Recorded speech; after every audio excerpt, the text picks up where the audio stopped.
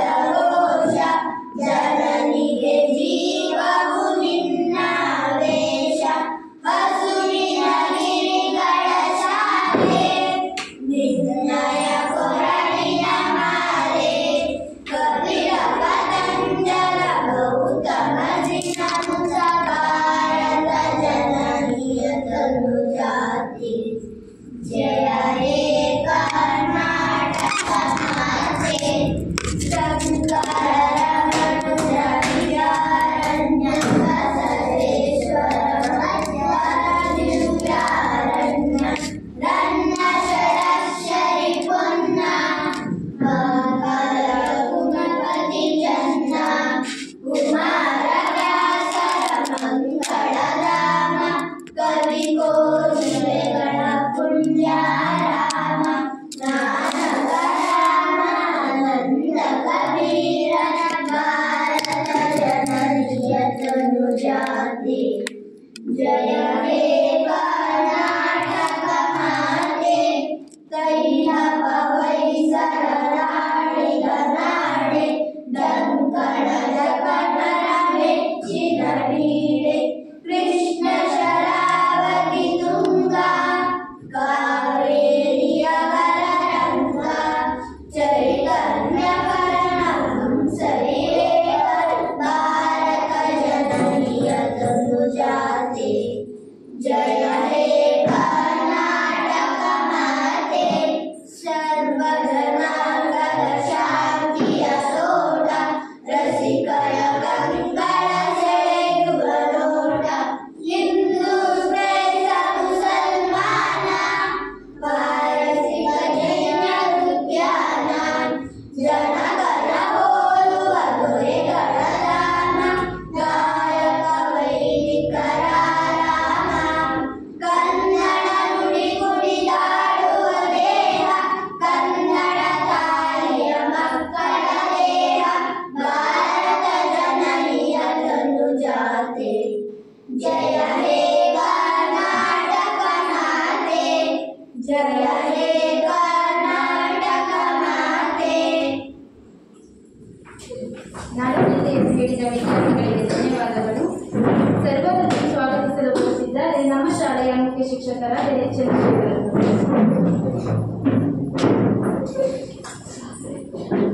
ಇಂದಿನ ದಿನಾಂಕ 16/12/2024 2022-23ನೇ ಸಾಲಿನ ಸಾಮಾಜಿಕ ಲೆಕ್ಕ ಪರಿಶೋಧನೆಯ ಗ್ರಾಮ ಸಭೆಯನ್ನು ನಮ್ಮ ಈ ಕೊಡಸೆ ಶಾಲೆಯಲ್ಲಿ ಇಟ್ಕೊಂಡಿದ್ದೀವಿ. ಆ ಕಾರ್ಯಕ್ರಮಕ್ಕೆ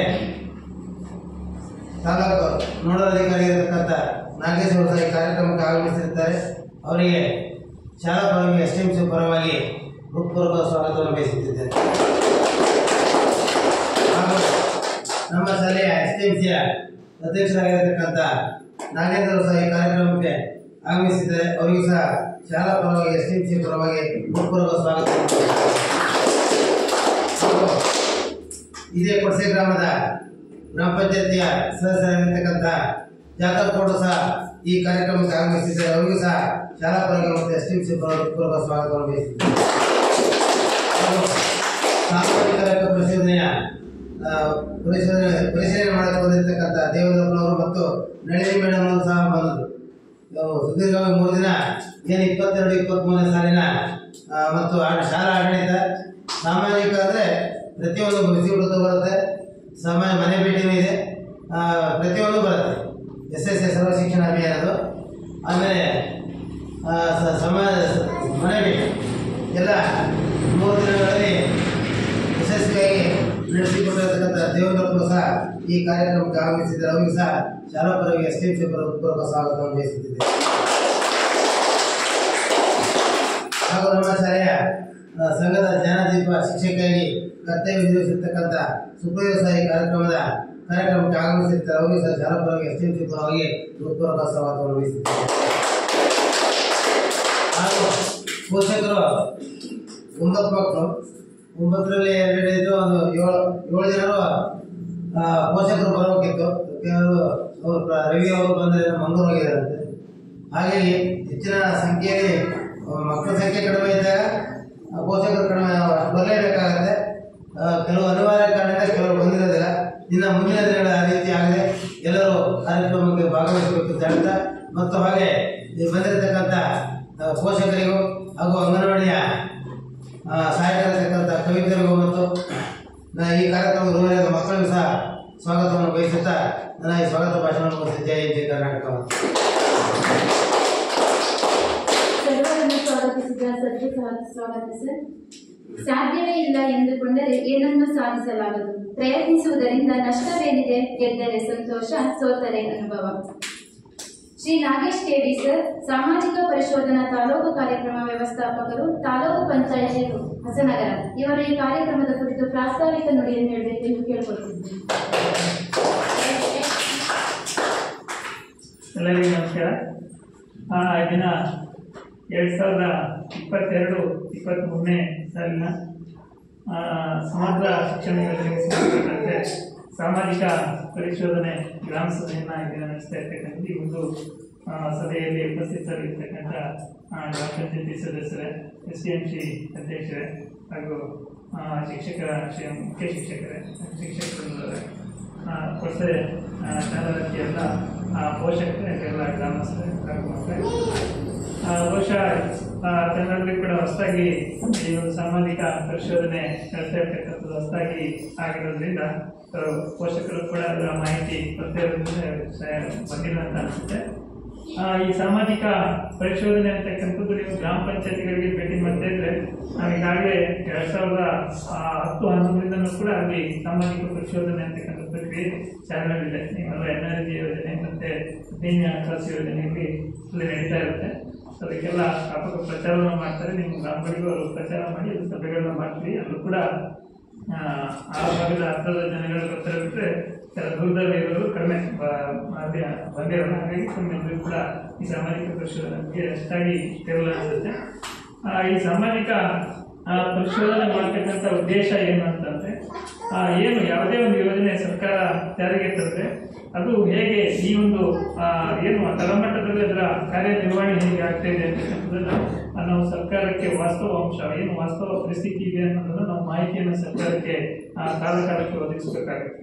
ಹಾಗಾಗಿ ಈ ಒಂದು ಸಾಮಾಜಿಕ ಪರಿಶೋಧನೆ ನಡೆಸ್ತಕ್ಕಂಥದ್ದು ಮತ್ತೆ ಸಮಾಜದ ಮಧ್ಯದಲ್ಲಿ ಸಮಾಜದ ಪರಿಶೀಲನೆ ಮಾಡಿ ಈ ವರದಿಯನ್ನು ಕೊಡ್ತಕ್ಕಂಥದ್ದು. ಈಗ ನೀವು ನೋಡಿರ್ಬೋದು, ಬೇರೆಲ್ಲ ಆಡಿಟ್ಗಳನ್ನ ನಾವು ಪಂಚಾಯತಿಗಳಲ್ಲಿ ಅಥವಾ ಬೇರೆ ಸರ್ಕಾರಿ ಸಂಸ್ಥೆಗಳಲ್ಲಿ ಮಾಡ್ತೇವೆ.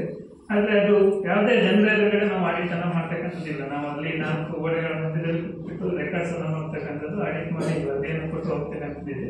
ಆದರೆ ಈ ಸಾಮಾಜಿಕ ಪರಿಶೋಧನೆ ಅಂತಕ್ಕಂಥದ್ದು ಸಮಾಜದ ಮಧ್ಯದಲ್ಲಿ ಮಾಡೋದ್ರಿಂದ ನಾವು ಏನೇ ಪರಿಶೀಲನೆಗೆ ಒಳಪಡಿಸಿರ್ಬೋದು, ಯಾವುದೇ ದಾಖಲಾತಿಗಳನ್ನ ಪರಿಶೀಲನೆ ಮಾಡ್ತಕ್ಕಂಥದ್ದು ಇರ್ಬೋದು, ಫೀಲ್ಡ್ ವಿಸಿಟ್ಗಳನ್ನ ಮಾಡ್ತಕ್ಕಂಥದ್ದು ಇರ್ಬೋದು, ಏನೇ ಅಂಶಗಳಿದ್ರು ಕೂಡ ನಮಗೆ ಲೋಪದೋಷಗಳು ಕಾಣ್ಕೊಳ್ಬೋದು ಅಥವಾ ಉತ್ತಮ ಅಂಶಗಳು ಕಾಣ್ಕೊಳ್ಬೋದು. ಅದನ್ನ ಈ ಥರ ಗ್ರಾಮಸಭೆನ ಕರಿತೀವಿ. ಗ್ರಾಮಸಭೆ ಮುಂದೆ ಅದೆಲ್ಲ ಅಂಶಗಳನ್ನ ತಿಳಿಸ್ತಕ್ಕಂಥದ್ದು, ತಿಳಿಸಿ ಸಾರ್ವಜನಿಕ ಅಭಿಪ್ರಾಯ ತೆಗೆದುಕೊಂಡ್ಬಿಟ್ಟೆ ಒಂದು ವರದಿಯನ್ನ ಈ ಸಾಮಾಜಿಕ ಪರಿಶೋಧನೆ ಮಾಡ್ತಕ್ಕಂಥ ಪ್ರಕ್ರಿಯೆ ಆಗಿರ್ತಕ್ಕಂಥದ್ದು.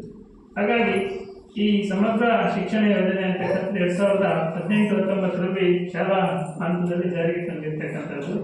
ಅದಕ್ಕಿಂತ ಪೂರ್ವದಲ್ಲಿ ನಿಮ್ಮೆಲ್ಲರಿಗೂ ಗೊತ್ತಿರುವುದು ಸರ್ವ ಶಿಕ್ಷಾ ಅಭಿಯಾನ ಅಂತಕ್ಕಂಥದ್ದು ಇತ್ತು, ಹಾಗೆ ಶಿಕ್ಷಕರ ಶಿಕ್ಷಣ ಅಂತಕ್ಕಂಥದ್ದು ಇತ್ತು, ಹಾಗೆ ಮಾಧ್ಯಮಿಕ ಶಿಕ್ಷಣ ಅಂತಕ್ಕಂಥದ್ದು 3 ಯೋಜನೆಗಳು ಚಾಲನೆಯಿತ್ತು. ಆ 3 ಯೋಜನೆಗಳನ್ನು ಒಟ್ಟಾರೆಯಾಗಿ ಸೇರಿಸ್ಬಿಟ್ಟು ಈ ಸಮಗ್ರ ಶಿಕ್ಷಣ ಯೋಜನೆ ಅಂತಕ್ಕಂಥದ್ದು ಸರ್ಕಾರ ಜಾರಿಗೆ ತಂದಿರ್ತಕ್ಕಂಥದ್ದು. ಏನು ಈ ಸಮಗ್ರ ಶಿಕ್ಷಣ ಯೋಜನೆಯ ಪ್ರಮುಖ ಉದ್ದೇಶ ಅಂತಂದ್ರೆ, ಈ ಶಾಲಾ ವ್ಯಾಪ್ತಿಯಲ್ಲಿ ಯಾವುದೇ ಮಗು ಶಿಕ್ಷಣದಿಂದ ವಂಚಿತರಾಗಬಾರ್ದು, ಯಾವುದೇ ಮಗು ಶಾಲೆ ಬಿಟ್ಟ ಮಗು ಇರಬಾರ್ದು ಅಂತಕ್ಕಂಥದ್ದು. ಅದೆಲ್ಲ ಮಕ್ಕಳನ್ನು ಕೂಡ ಶಾಲೆಗೆ ಕರೆತರಬೇಕು ಅಂತಕ್ಕಂಥದ್ದು ಮೊದಲನೇ ಉದ್ದೇಶ ಈ ಸಮಗ್ರ ಶಿಕ್ಷಣ ಯೋಜನೆ. ಹಾಗೆ ಪ್ರೀ ನರ್ಸರಿಯಿಂದ 12ನೇ ತರಗತಿಯವರೆಗೂ ಕೂಡ ಉಚಿತ ಶಿಕ್ಷಣವನ್ನ ಮತ್ತೆ ಕಡ್ಡಾಯ ಶಿಕ್ಷಣವನ್ನು ಒದಗಿಸಬೇಕು ಅಂತಕ್ಕಂಥದ್ದು. ಹಾಗೆ ಈ ಉಚಿತ ಶಿಕ್ಷಣವನ್ನು ನೀಡ್ತಕ್ಕಂಥ ಸಂದರ್ಭದಲ್ಲಿ ಸಮವಸ್ತ್ರಗಳನ್ನ ನೀಡ್ತಕ್ಕಂಥದ್ದು, ಶೂ ಶಾಕ್ಸ್ಗಳನ್ನ ನೀಡ್ತಕ್ಕಂಥದ್ದು ಇದೆಲ್ಲ ಕೂಡ ಇದೆ. ಹಾಗೆ ಈ ಶಾಲಾ ವ್ಯಾಪ್ತಿಯಲ್ಲಿ ವಿಕಲಚೇತನ ಮಕ್ಕಳಿದ್ದು ಕೂಡ ಅವರಿಗೂ ಕೂಡ ಶಿಕ್ಷಣವನ್ನು ಒದಗಿಸಬೇಕು ಅಂತಕ್ಕಂಥದ್ದು ಈ ಸಮಗ್ರ ಶಿಕ್ಷಣ ಯೋಜನೆಯ ಪ್ರಮುಖ ಉದ್ದೇಶ ಆಗಿರ್ತಕ್ಕಂಥದ್ದು. ಹಾಗಾಗಿ ಈ ಎಲ್ಲ ಉದ್ದೇಶಗಳನ್ನ ಇಟ್ಕೊಂಡು ಈ ಸಮಗ್ರ ಶಿಕ್ಷಣ ಯೋಜನೆಯನ್ನ ಜಾರಿಗೆ ತಂದಿರ್ತಕ್ಕಂಥದ್ದು. 2030 ಈ ಶಿಕ್ಷಣ ವ್ಯವಸ್ಥೆಯಲ್ಲಿ ಒಂದು ಗಣನೀಯ ಬದಲಾವಣೆಯನ್ನ ತರಬೇಕು ಅಂತಕ್ಕಂಥದ್ದು ಸರ್ಕಾರದ ಚಿಂತನೆ ಆಗಿರ್ತಕ್ಕಂಥದ್ದು. ಹಾಗಾಗಿ ಈಗ ಶಾಲಾ ಮಟ್ಟದಲ್ಲಿ ಸಮಗ್ರ ಶಿಕ್ಷಣ ಯೋಜನೆ ಯಾವ ತರದಲ್ಲಿ ನಡೀತಾ ಇದೆ ಅಂತಕ್ಕಂಥದ್ದು ನಾವು ಪರಿಶೀಲನೆ ಮಾಡಬೇಕಾಗಿದೆ. ಪರಿಶೀಲನೆ ಮಾಡಿ ವಾಸ್ತವ ಅಂಶನ ಸರ್ಕಾರಕ್ಕೆ ಕೊಡ್ತಕ್ಕಂಥದ್ದು. ಆ ನಿಟ್ಟಿನಲ್ಲಿ ನಾವು ಒಂದು ಸಾಮಾಜಿಕ ಪರಿಶೋಧನೆ ನಡೆಸ್ತಾ ಇರ್ತಕ್ಕಂಥದ್ದು. ಈಗ ನಾವು ಈ ಸಾರಿಗೆ ನಾವು 20% ಶಾಲೆಗಳನ್ನ ಈ ಒಂದು ಸಾಮಾಜಿಕ ಪರಿಶೋಧನೆಗೆ ಆಯ್ಕೆ ಮಾಡಿಕೊಂಡು ನಡೆಸ್ತಾ ಇದ್ದೀವಿ. ತದನಂತರ ಎಲ್ಲ ಶಾಲೆಗಳಿಗೂ ಕೂಡ ಈ ಸಾಮಾಜಿಕ ಪರಿಶೋಧನೆ ಕಡ್ಡಾಯ ಆಗಿದೆ. ಹಾಗಾಗಿ ಎಲ್ಲ ಶಾಲೆಗಳಲ್ಲೂ ಕೂಡ ಈ ಸಮಗ್ರ ಶಿಕ್ಷಣ ಯೋಜನೆಗೆ ಸಂಬಂಧಪಟ್ಟಂತೆ ಸಾಮಾಜಿಕ ಪರಿಶೋಧನೆ ನಡೆಸ್ತೀವಿ. ಇದಕ್ಕೆ ಸಂಬಂಧಪಟ್ಟಂತೆ ನಾವೇನು ಸಾಮಾಜಿಕ ಪರಿಶೋಧನೆ ನಡೆತಕ್ಕಂಥದ್ದು ನಮ್ಮ ಸರ್ಕಾರದಿಂದ ಒಂದು 134 ಅಂಶದ ಒಂದು ವರದಿಯನ್ನು ಕೇಳಿರ್ತಕ್ಕಂಥದ್ದು. ಅದಕ್ಕೆ ಸಂಬಂಧಪಟ್ಟಂತೆ ನಾವೆಲ್ಲ ಅಂಶಗಳನ್ನು ಕುರಿತಂತೆ ಸಾಮಾಜಿಕ ಪರಿಶೋಧನೆಗೆ ಒಳಪಡಿಸಿರ್ತಕ್ಕಂಥದ್ದು. ಏನು ಈ ಶಾಲಾ ವ್ಯವಸ್ಥೆಯಲ್ಲಿ ಏನೆಲ್ಲ ಅಂಶಗಳು ಇರಬೇಕಾಗಿದೆ, ಈ ಶಾಲಾ ಕಾಂಪೌಂಡ್ ವ್ಯವಸ್ಥೆ ಇರ್ಬೋದು, ಅಥವಾ ಕಟ್ಟಡದ ವ್ಯವಸ್ಥೆ ಇರ್ಬೋದು, ಶೌಚಾಲಯದ ವ್ಯವಸ್ಥೆ ಇರ್ಬೋದು, ಆಟದ ಮೈದಾನದ ವ್ಯವಸ್ಥೆ ಇರ್ಬೋದು, ಹಾಗೆ ಪಾಠದ ವ್ಯವಸ್ಥೆ ಇರ್ಬೋದು, ಮತ್ತೆ ಶಿಕ್ಷಕರ ಕಾರ್ಯನಿರ್ವಹಣೆ ಇರ್ಬೋದು, ಇದೆಲ್ಲ ಅಂಶಗಳ ಕುರಿತಂತೆ ನಾವು ಪೋಷಕರನ್ನ ಭೇಟಿ ಮಾಡ್ತಕ್ಕಂಥದ್ದು, ಹಾಗೆ ಮಕ್ಕಳೊಂದಿಗೆ ಚರ್ಚೆ ಮಾಡ್ತಕ್ಕಂಥದ್ದು, ಶಿಕ್ಷಕರೊಂದಿಗೆ ಚರ್ಚೆ ಮಾಡ್ತಕ್ಕಂಥದ್ದು, ಗ್ರಾಮಸ್ಥರೊಂದಿಗೆ ಚರ್ಚೆ ಮಾಡಿ ಇಲ್ಲಿನ ವಾಸ್ತವ ಅಂಶದ ವರದಿಯನ್ನು ಸರ್ಕಾರಕ್ಕೆ ಸಾಮಾಜಿಕ ಪರಿಶೋಧನೆ ನಡೆಸೋದ್ರ ಮುಖಾಂತರ ಕೊಡಬೇಕಾಗಿದೆ. ಹಾಗಾಗಿ ಆ ನಿಟ್ಟಿನಲ್ಲಿ ನಾವು ಕಳೆದ 4 ದಿನಗಳಿಂದ ನಮ್ಗೆ ಏನೆಲ್ಲ ಅಂಶಗಳು ಕಂಡುಬಂದಿದೆ ಅಂತಕ್ಕಂಥದ್ದು ನಾವು ವರದಿಯನ್ನ ಸಿದ್ಧಪಡಿಸ್ಕೊಂಡಿದ್ದೀವಿ. ಹಾಗೆ ಈಗ ವರದಿಯನ್ನು ತಮ್ಮ ಮುಂದೆ ಇಡ್ತೀವಿ. ಹಾಗೆ ನೀವು ಕೂಡ ಈ ಶಾಲಾ ವ್ಯವಸ್ಥೆಯಲ್ಲಿ ಏನೆಲ್ಲ ಅಂಶಗಳ ಕೊರತೆ ಇದೆ, ಏನು ಉತ್ತಮ ಅಂಶಗಳಿದೆ, ಶಾಲೆಗೆ ಏನೆಲ್ಲ ಅಗತ್ಯತೆ ಇದೆ, ಇನ್ನು ಏನೆಲ್ಲ ಬದಲಾವಣೆ ಆಗಬೇಕಾಗಿದೆ ಅಂತಕ್ಕಂಥ ಅಂಶಗಳನ್ನ ತಾವು ತಿಳಿಸಲಿಕ್ಕೆ ಅವಕಾಶ ಇರುತ್ತೆ. ಅದು ಕೂಡ ಮುಕ್ತವಾಗಿ ಚರ್ಚೆ ಮಾಡಬೇಕು ಅಂತ ಹೇಳ್ತಾ ಪ್ರಾಸ್ತಾವಿಕವಾಗಿ ಮಾತಾಡಲಿಕ್ಕೆ ಅವಕಾಶ ಕೊಟ್ಟಿದ್ದೆ.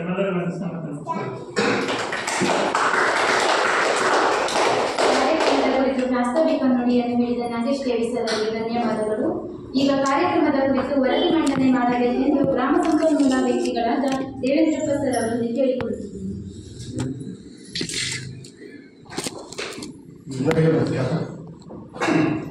ಸಮಗ್ರ ಶಿಕ್ಷಣ ಅಂತಕ್ಕಂಥದ್ದು ಶಾಲಾ ಹಂತದಲ್ಲಿ ಅನುಷ್ಠಾನ ಮಾಡತಕ್ಕಂಥ ಒಂದು ಶಾಲಾ ಶಿಕ್ಷಣದ ಒಂದು ಮಹತ್ವಾಕಾಂಕ್ಷಿ ಯೋಜನೆ ಸಮಗ್ರ ಶಿಕ್ಷಣ. ಸಮಗ್ರ ಶಿಕ್ಷಣದ ಪ್ರಮುಖವಾಗಿರ್ತಕ್ಕಂಥ ಉದ್ದೇಶ ಅಂದರೆ,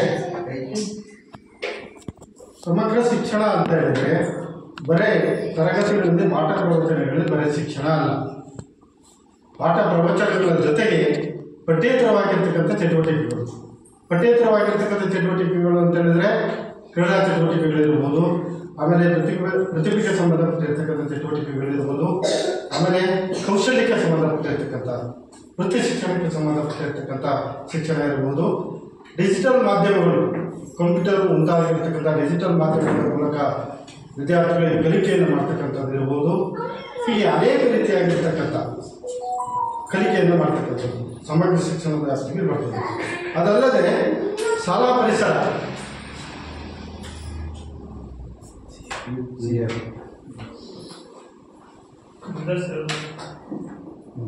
ಶಾಲಾ ಪರಿಸರವು ಸಹ ಈ ಸಮಗ್ರ ಶಿಕ್ಷಣದ ವ್ಯಾಪ್ತಿಗೆ ಬರ್ತದೆ. ಒಂದು ಉತ್ತಮ ಗುಣಮಟ್ಟದ ಮಕ್ಕಳಿಗೆ ಶಿಕ್ಷಣ ದೊರೆಯಬೇಕಾದ್ರೆ ಉತ್ತಮವಾಗಿರ್ತಕ್ಕಂಥ ಶಾಲಾ ಪರಿಸರವನ್ನು ಹೊಂದಿರಬೇಕು ಅಂತಕ್ಕಂಥದ್ದು. ಶಾಲಾ ಪರಿಸರ ಅಂತ ಹೇಳಿದ್ರೆ ಉತ್ತಮವಾಗಿರ್ತಕ್ಕಂಥ ಕಟ್ಟಡಗಳಿರಬೇಕು, ಕಟ್ಟಡಗಳಲ್ಲಿ ಉತ್ತಮವಾಗಿರ್ತಕ್ಕಂಥ ತರಗತಿ ಕೊಠಡಿಗಳಿರಬೇಕು, ತರಗತಿ ಕೊಠಡಿಗಳಲ್ಲಿ ಉತ್ತಮವಾಗಿರ್ತಕ್ಕಂಥ ಪಾಠ ಉಪಕರಣಗಳು, ಪೀಠೋಪಕರಣಗಳು, ಪ್ರಯೋಗಾಲಯಗಳು, ಗ್ರಂಥಾಲಯ, ಹೀಗೆ ಅನೇಕ ರೀತಿಯಾಗಿರ್ತಕ್ಕಂಥ ಕಲಿಕೆಯ ಮಾಧ್ಯಮಗಳು ಏನು ಶಾಲಾ ಹಂತದಲ್ಲಿ ಇರಬೇಕು ಅಂತಕ್ಕಂಥದ್ದು. ಇವೆಲ್ಲವೂ ಸಮಗ್ರ ಶಿಕ್ಷಣ ವ್ಯಾಪ್ತಿಗೆ ಬರ್ತದೆ. ಇವೆಲ್ಲವೂ ಉತ್ತಮವಾಗಿದ್ದರೆ ಸರ್ಕಾರಿ ಶಾಲೆಗಳಲ್ಲಿ ಒಂದು ಉತ್ತಮವಾಗಿರ್ತಕ್ಕಂಥ ಗುಣಮಟ್ಟದ ಶಿಕ್ಷಣ ಸರ್ಕಾರ ಮಕ್ಕಳಿಗೆ ಸಿಗ್ತದೆ ಅಂತಕ್ಕಂಥದ್ದು ಸರ್ಕಾರ 2018ರಿಂದ ಈ ಸಮಗ್ರ ಶಿಕ್ಷಣ ಯೋಜನೆಯಿಂದ ಶಾಲಾ ಹಂತದಲ್ಲಿ ಜಾರಿಗೆ ತಂದಿದೆ. ಈಗ ಸರ್ಕಾರಕ್ಕೆ ಈ ಸಮಗ್ರ ಶಿಕ್ಷಣ ಯೋಜನೆ ಶಾಲಾ ಹಂತದಲ್ಲಿ ಯಾವ ರೀತಿ ಅನುಷ್ಠಾನ ಆಗಿದೆ ಅಂತಕ್ಕಂಥದ್ದು ಸರ್ಕಾರಕ್ಕೆ ಗೊತ್ತಾಗಬೇಕಾಗಿದೆ. ಶಿಕ್ಷಣ ಇಲಾಖೆಯ ನಿಯಮಗಳನ್ನು ರೂಪಿಸ್ತಾರೆ, ಶಿಕ್ಷಣ ತಜ್ಞರು ಮೇಲ್ಮಟ್ಟದಲ್ಲಿ ಕುಳಿತಿರ್ತಾರೆ, ಅವರಿಗೆ ಶಾಲಾ ಹಂತದಲ್ಲಿ ಯಾವ ರೀತಿ ಈ ಯೋಜನೆ ಅನುಷ್ಠಾನ ಆಗಿದೆ ಅಂತಕ್ಕಂಥದ್ದು ಗೊತ್ತಾಗಬೇಕಾಗಿದೆ. ಹಾಗಾಗಿ ಅವರೇ ನೇರವಾಗಿ ಸರ್ಕಾರವೇ ಅಥವಾ ಶಿಕ್ಷಣ ತಜ್ಞರೇ ಒಂದು ರೀತಿ ನೇರವಾಗಿ ಎಲ್ಲ ಶಾಲೆಗಳನ್ನು ನೋಡಿ ಯಾವ ರೀತಿ ಅನುಷ್ಠಾನ ಆಗಿದೆ ಅಂತ ನೋಡಲಿಕ್ಕಾಗುತ್ತೆ. ಹಾಗಾಗಿ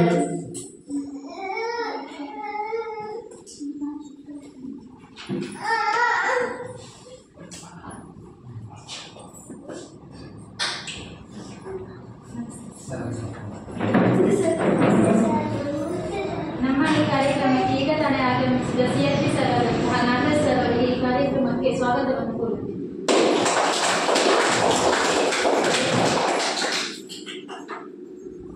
ಹಾಗಾಗಿ ಸರ್ಕಾರ ಶಾಲಾ ಹಂತದಲ್ಲಿ ಈ ಸಮಗ್ರ ಶಿಕ್ಷಣ ಯೋಜನೆ ಯಾವ ರೀತಿ ಅನುಷ್ಠಾನ ಆಗಿದೆ, ಯಾವ ರೀತಿ ಸರ್ಕಾರಿ ಶಾಲೆಗಳಲ್ಲಿ ಗುಣಮಟ್ಟದ ಶಿಕ್ಷಣವನ್ನೇ ನೀಡಲಾಗ್ತದೆ ಅಂತಕ್ಕಂಥದ್ದನ್ನು ಸರ್ಕಾರಕ್ಕೆ ಗೊತ್ತಾಗಬೇಕಾಗಿದೆ. ಹಾಗಾಗಿ ಈ ಸಾಮಾಜಿಕ ಪರಿಶೋಧನೆ ಅಂತಕ್ಕಂಥ ಪ್ರಕ್ರಿಯೆಯನ್ನು ಈ ಶಾಲಾ ಹಂತದಲ್ಲಿ ಈಗ ಜಾರಿಗೊಳಿಸಿದೆ.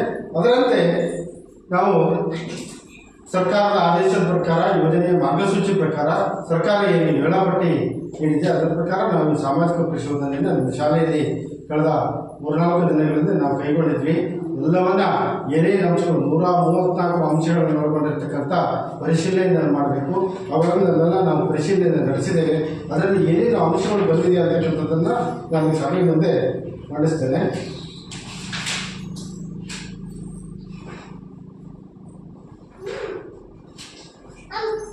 ಈ ಶೈಕ್ಷಣಿಕ ವರ್ಷದಲ್ಲಿ ಒಟ್ಟು 8 ಮಕ್ಕಳು ಇಲ್ಲಿ ಕಲಿಕೆಯನ್ನು ಮಾಡ್ತಾ ಇದ್ದಾರೆ.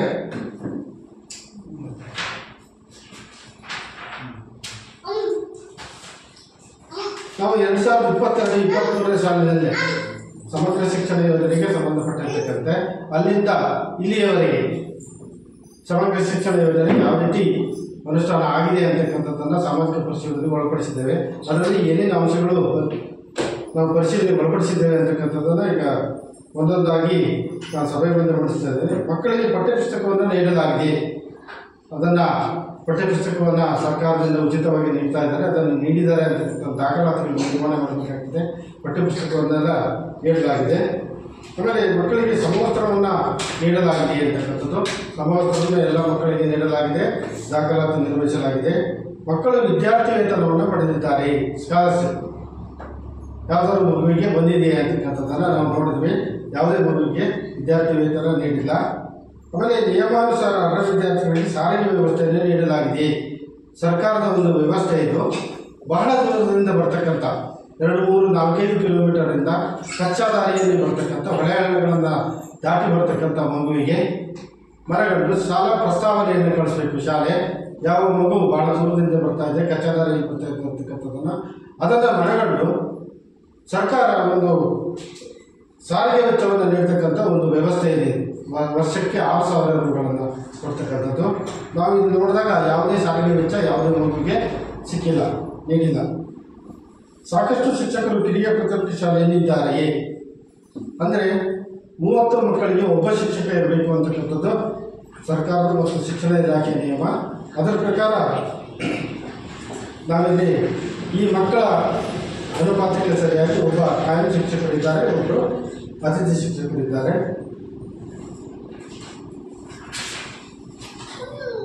ಆಮೇಲೆ ಕಿರಿಯ ಪ್ರಾಥಮಿಕ ಶಾಲೆಯಲ್ಲಿ ಕನಿಷ್ಠ ಪಕ್ಷ 200 ಕೆಲಸದ ದಿನಗಳಿಂದ ನಿರ್ವಹಣೆ ಆಗಿದೆ. ಇದು ಶಿಕ್ಷಣ ಇಲಾಖೆ ನಿಯಮ.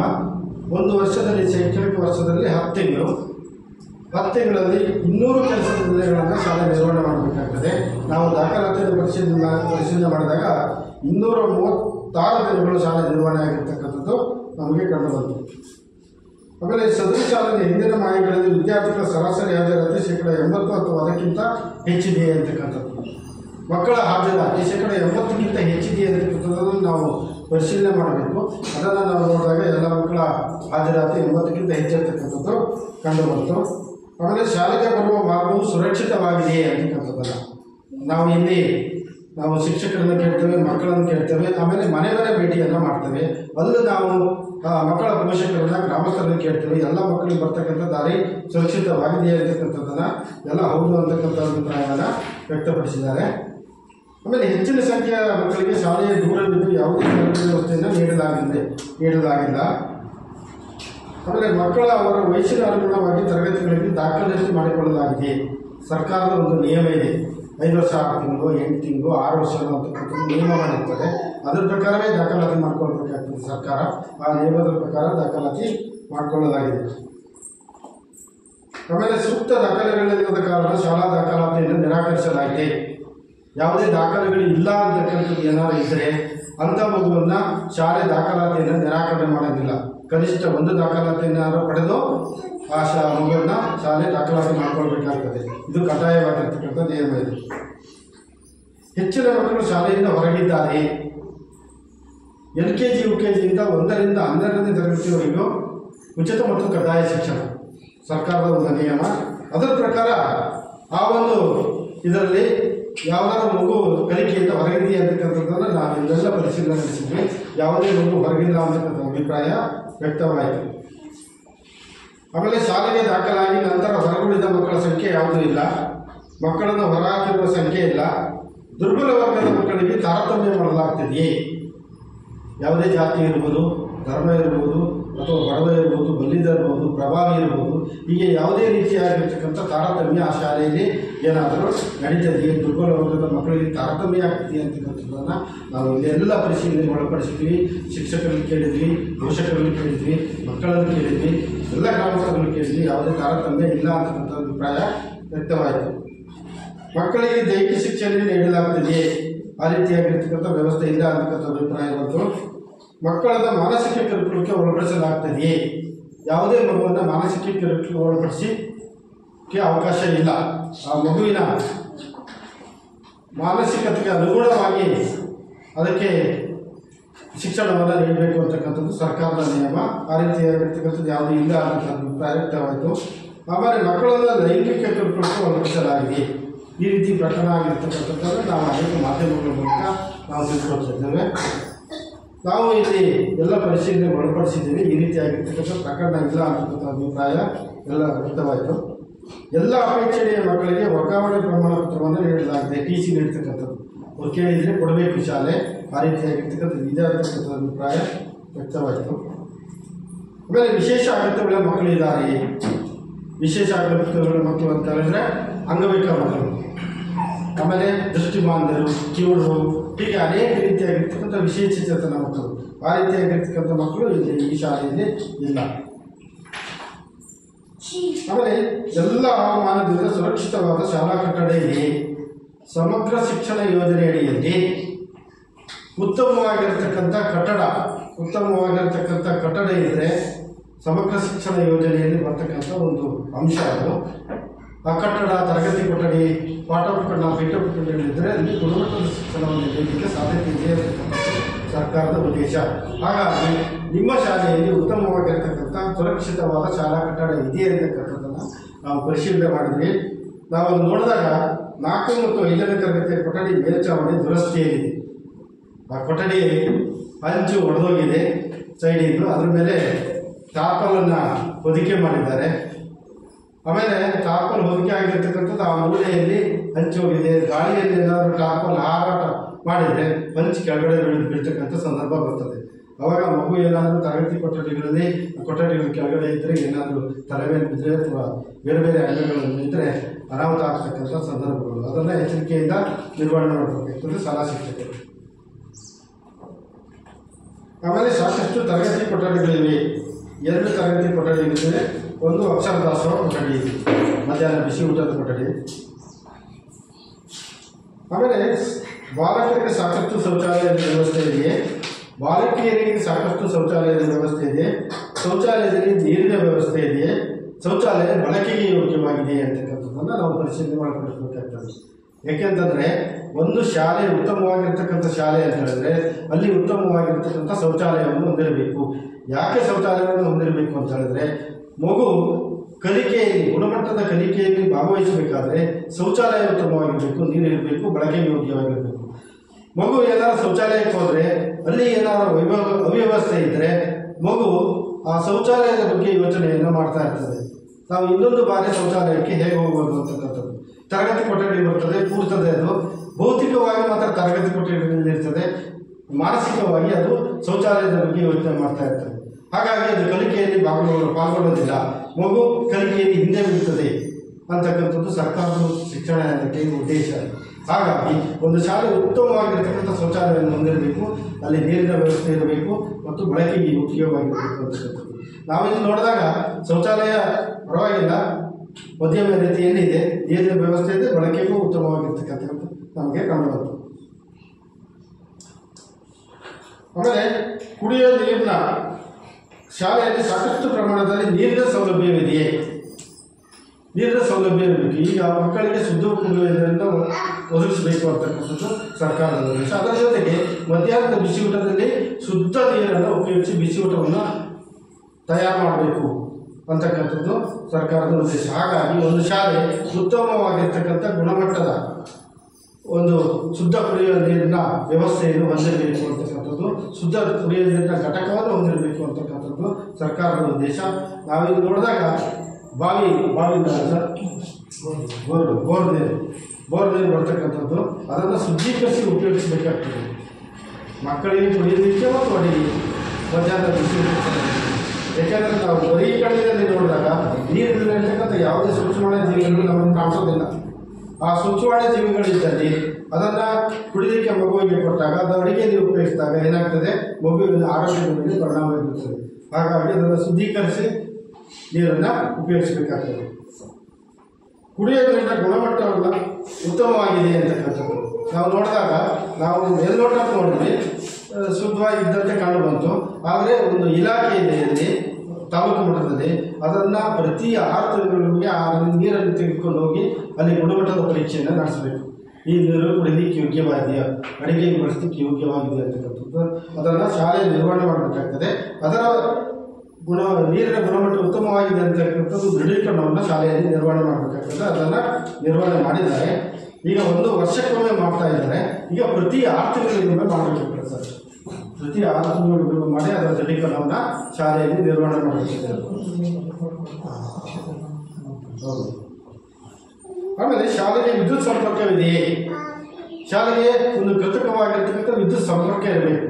ಶಾಲೆಗೆ ಸ್ವಾಭಾವಿಕವಾಗಿರ್ತಕ್ಕಂಥ ಬೆಳಕಿನ ಜೊತೆಗೆ ವಿದ್ಯುತ್ ಸಂಪರ್ಕವೂ ಇರಬೇಕು ಅಂತಕ್ಕಂಥದ್ದು, ಬೆಳಕಿನ ವ್ಯವಸ್ಥೆ ಇರಬೇಕು.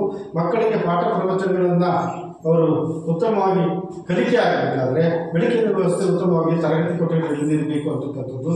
ಹಾಗಾಗಿ ವಿದ್ಯುತ್ ಸಂಪರ್ಕವನ್ನು ಹೊಂದಿರಬೇಕು. ಇದು ಕಿರಿಯ ಪ್ರಾಥಮಿಕ ಶಾಲೆ. ಹಿರಿಯ ಪ್ರಾಥಮಿಕ ಶಾಲೆ ಆಗಿದ್ದರೆ ಪ್ರಯೋಗಾಲಯ ಇರ್ತದೆ, ಅದಕ್ಕೆ ವಿದ್ಯುತ್ತಿನ ಅಗತ್ಯ ಇರ್ತದೆ. ಹಾಗಾಗಿ ಪ್ರತಿಯೊಂದು ಶಾಲೆಯು ಒಂದು ವಿದ್ಯುತ್ ಸಂಪರ್ಕವನ್ನು ಉತ್ತಮವಾಗಿರ್ತಕ್ಕಂಥ ವಿದ್ಯುತ್ ಸಂಪರ್ಕವನ್ನು ಹೊಂದಿರಬೇಕು ಅಂತಕ್ಕಂಥದ್ದು. ನಿಮ್ಮ ಶಾಲೆಯಲ್ಲಿ ನೋಡಿದಾಗ ವಿದ್ಯುತ್ ಸಂಪರ್ಕ ಇದೆ. ಆಮೇಲೆ ಎಲ್ಲ ತರಗತಿ ಕೊಠಡಿಗಳಲ್ಲಿ ವಿದ್ಯುತ್ ಕಾರ್ಯನಿರ್ವಹಿಸ್ತದೆ ಅಂತಕ್ಕಂಥದ್ದು ಕಾರ್ಯನಿರ್ವಹಿಸ್ತಾ ಇದೆ.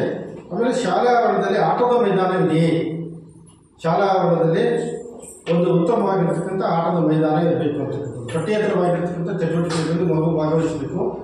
ಅದರಲ್ಲೂ ಸಹ ಉತ್ತಮವಾಗಿರ್ತಕ್ಕಂಥ ಗುಣಮಟ್ಟವನ್ನು ಹೇಳಬೇಕು ಅಂತಕ್ಕಂಥದ್ದು ಸಮಗ್ರ ಶಿಕ್ಷಣ ಯೋಜನೆ. ಹಾಗಾಗಿ ಒಂದು ಉತ್ತಮವಾಗಿರ್ತಕ್ಕಂಥ ಸುಸಜ್ಜಿತವಾಗಿರ್ತಕ್ಕಂಥ ಆಟದ ಮೈದಾನವನ್ನು ಶಾಲೆ ಹೊಂದಿರಬೇಕು ಅಂತಕ್ಕಂಥದ್ದು ಸರ್ಕಾರದ ಉದ್ದೇಶ. ಇಲ್ಲಿ ನೋಡಿದಾಗ ನಾವು ಶಾಲೆ ಎದುರುಗಡೆ ಒಂದಷ್ಟು ಜಾಗ ಇರತಕ್ಕಂಥದ್ದು ನಮಗೆ ಕಂಡು ಬಂತು. ಇನ್ನೂ ಶಾಲೆಯ ಅದಕ್ಕೆ ಹೊಂದಿಕೊಂಡಂತೆ ಒಂದು ಉತ್ತಮವಾಗಿರ್ತಕ್ಕಂಥ ಪ್ರತ್ಯೇಕವಾಗಿರ್ತಕ್ಕಂಥ ಒಂದು ಆಟದ ಮೈದಾನದ ಅವಶ್ಯಕತೆ ಇದೆ. ಆಮೇಲೆ ಶಾಲಾ ಆವರಣದ ಸುತ್ತಲೂ ಕಾಂಪೌಂಡ್ ಗೋಡೆ ಇದೆಯೇ? ಶಾಲಾ ಆವರಣದ ಸುತ್ತಲೂ ಕಾಂಪೌಂಡ್ ಗೋಡೆ ಇರಬೇಕು ಶಾಲಾ ಆವರಣದ ಸುತ್ತ. ಇದು ಮಕ್ಕಳ ರಕ್ಷಣಾ ವ್ಯವಸ್ಥೆಗೆ ಅತಿ ಮುಖ್ಯವಾಗಿರ್ತಕ್ಕಂಥದ್ದು. ಮಕ್ಕಳು ಶಿಕ್ಷಕರ ಕಣ್ಣು ತಪ್ಪಿಸಿ ಏನಾದರೂ ಶಾಲಾ ಪರಿಸರದಿಂದ ಹೊರಗಡೆ ಹೋದರೆ ಇಲ್ಲೂ ಸಹ ಒಂದು ಪ್ರಮುಖವಾಗಿರ್ತಕ್ಕಂಥ ಮುಖ್ಯ ರಸ್ತೆ ಬಂದಿದೆ. ಅನೇಕ ವಾಹನಗಳು ಆ ಕಡೆ ಈ ಕಡೆ ಓಡಾಡ್ತಾ ಇರ್ತವೆ. ಎಲ್ಲರೂ ಮಗು ಕಣ್ತಪ್ಪಿ ಶಾಲಾ ಪರಿಸರದಿಂದ ಹೊರಗಡೆ ಹೋದರೆ ಏನಾದರೂ ಅನಾಹುತಕ್ಕೀಡಾಗಬಹುದು.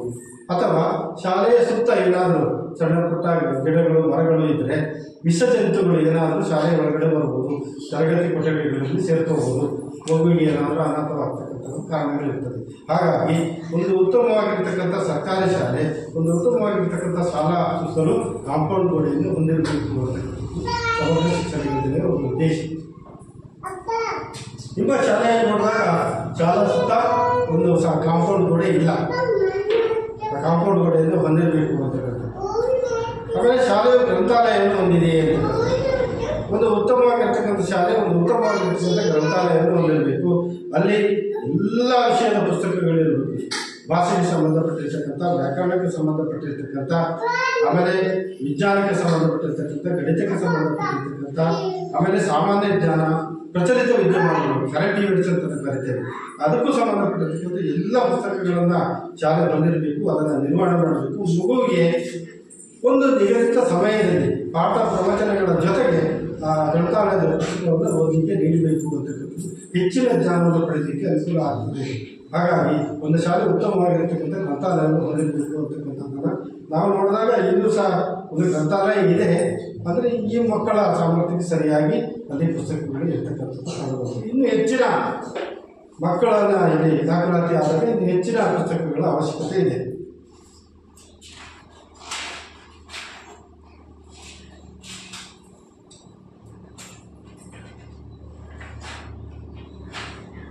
ಆಮೇಲೆ ಡಿಜಿಟಲ್ ಮೂಲಸೌಕರ್ಯಗಳು ಲಭ್ಯವಿದೆ ಅಂತಕ್ಕಂಥದ್ದು. ಡಿಜಿಟಲ್ ಮೂಲಸೌಕರ್ಯಗಳು ಅಂತ ಹೇಳಿದ್ರೆ ಕಂಪ್ಯೂಟರ್, ಲ್ಯಾಪ್ಟಾಪ್ಗಳು, ಸ್ಮಾರ್ಟ್ ಬೋರ್ಡ್ಗಳು, ಸ್ಮಾರ್ಟ್ ಟಿವಿಗಳು ಇವುಗಳನ್ನು ಶಾಲೆ ನಿರ್ವಹಣೆ ಮಾಡಬೇಕಾಗ್ತದೆ ಅಂತಕ್ಕಂಥದ್ದು. ಯಾಕಂದರೆ ಪಾಠ ಪ್ರವಚನಗಳ ಜೊತೆಗೆ ಪಾಠ ಪ್ರವಚನಗಳಲ್ಲಿ ಎಲ್ಲ ವಿಷಯಗಳು ಕವರ್ ಆಗಲ್ಲ, ಸಿಗೋದಿಲ್ಲ ಮಗುವಿಗೆ.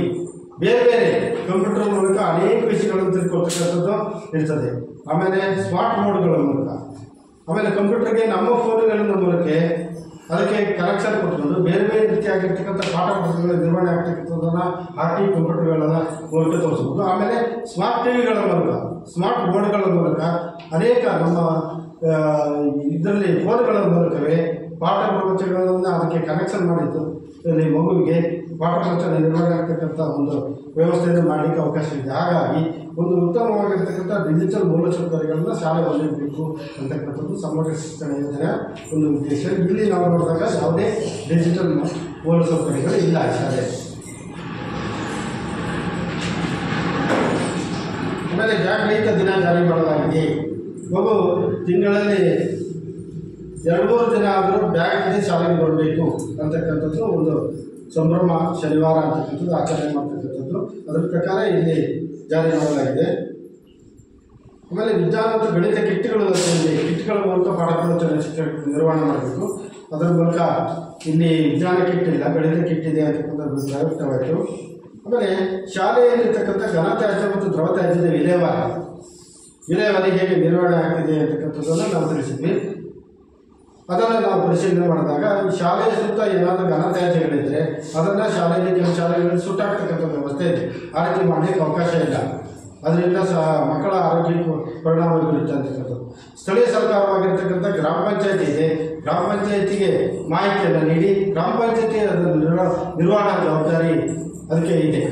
ಹಾಗಾಗಿ ಈ ಘನತ್ಯಾಜ್ಯ ಮತ್ತು ದ್ರವ ತ್ಯಾಜ್ಯವನ್ನು ವಿಲೇವಾರಿ ಮಾಡ್ತಕ್ಕಂಥದ್ದು ಗ್ರಾಮ ಪಂಚಾಯತಿಯ ಕೆಲಸ ಅದು.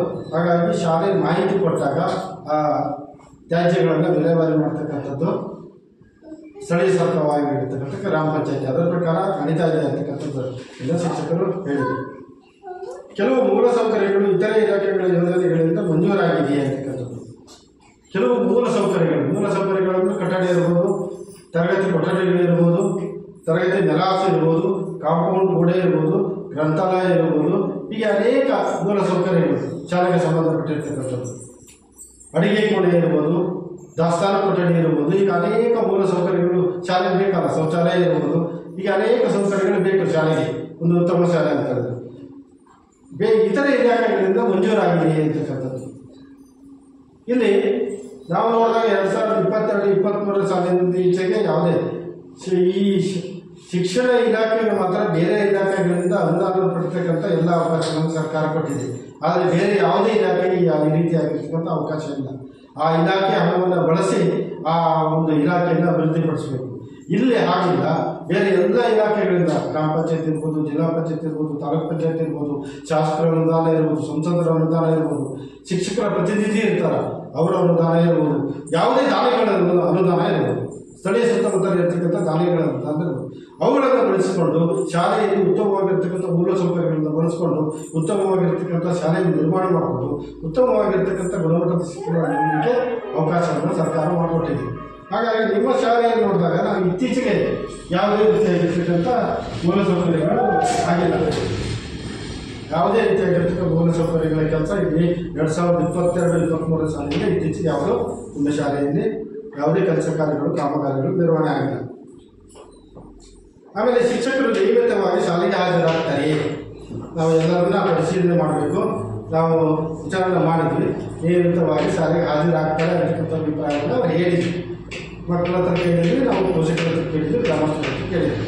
ನೀವೇನಾದರೂ ಶಾಲೆಗೆ ಹಾಜರಾಗ್ತಾ ಇಲ್ಲ, ಬರ್ತಾ ಇಲ್ಲ ಅಂತಕ್ಕಂಥದ್ದನ್ನು ಈ ಶಾಲೆಯಲ್ಲಿ ತಿಳಿಸಬಹುದು. ಆಮೇಲೆ ಶಿಕ್ಷಕರು ಪ್ರತಿದಿನ ಶಾಲೆಗೆ ತಡವಾಗಿ ಬರ್ತಾರೆ ಆ ರೀತಿಯಾಗಿರ್ತಕ್ಕಂಥದ್ದು ಏನಾದರೂ ಇದ್ದರೆ ಹೇಳ್ಬೋದು. ನಾವು ವಿಚಾರ ಮಾಡಿದಾಗ ಯಾರು ಏನು ಹೇಳಿಕೆಯನ್ನು ನೀಡಿಲ್ಲ. ಶಿಕ್ಷಕರು ಪ್ರತಿದಿನ ಶಾಲೆಯಿಂದ ಮುಂಚಿತವಾಗಿ ತೆರಳುತ್ತಾರೆಯೇ? ಶಾಲೆ ಸರ್ಕಾರ ಶಿಕ್ಷಣ ಇಲಾಖೆ ನಿಗದಿಪಡಿಸಿರ್ತಕ್ಕಂಥ ಸಮಯವನ್ನು ಶಾಲೆಯಲ್ಲಿ ಶಿಕ್ಷಕರು ನಿರ್ವಹಣೆ ಮಾಡಬೇಕಾಗ್ತದೆ. ಒಂದು ಕಡ್ಡಾಯವಾಗಿರ್ತಕ್ಕಂಥ ನಿಯಮ ಇದು. ಆ ಪ್ರಕಾರ ಇದೆ ಅಂತಕ್ಕಂಥದ್ದನ್ನು ನಾವು ನೋಡಿದಾಗ ಇಲ್ಲಿ ಆ ರೀತಿ ಕರ್ತಕ್ಕಂಥ ಅಭಿಪ್ರಾಯ ಯಾರಿಗೂ ಬಂದಿಲ್ಲ. ಆಮೇಲೆ ಶಿಕ್ಷಕರು ನಿಯತಕಾಲಿಕವಾಗಿ ಪೋಷಕರನ್ನ ಭೇಟಿ ಮಾಡಿ ಮಕ್ಕಳ ಹಾಜರಾತಿ ಸಾಮರ್ಥ್ಯ ಮತ್ತು ಕಲಿಕಾ ಪ್ರಗತಿಗಳ ಬಗ್ಗೆ ವಿವರಿಸುತ್ತಾರೆ. ಪಾಠ ಪ್ರವಚನಗಳ ಜೊತೆಗೆ ಆಗಾಗ ಪರೀಕ್ಷೆಗಳು ನಡೆಸಬೇಕು, ಘಟಕ ಪರೀಕ್ಷೆಗಳು ನಡೆಸಬೇಕು, ಅವರ ಮೌಲ್ಯಮಾಪನವನ್ನು ಮಾಡಬೇಕು. ಮಗು ಯಾವ ಹಂತದಲ್ಲಿದೆ ಅಂತಕ್ಕಂಥದ್ದನ್ನು ಮಗುವಿಗೆ ಗೊತ್ತಾಗಬೇಕು.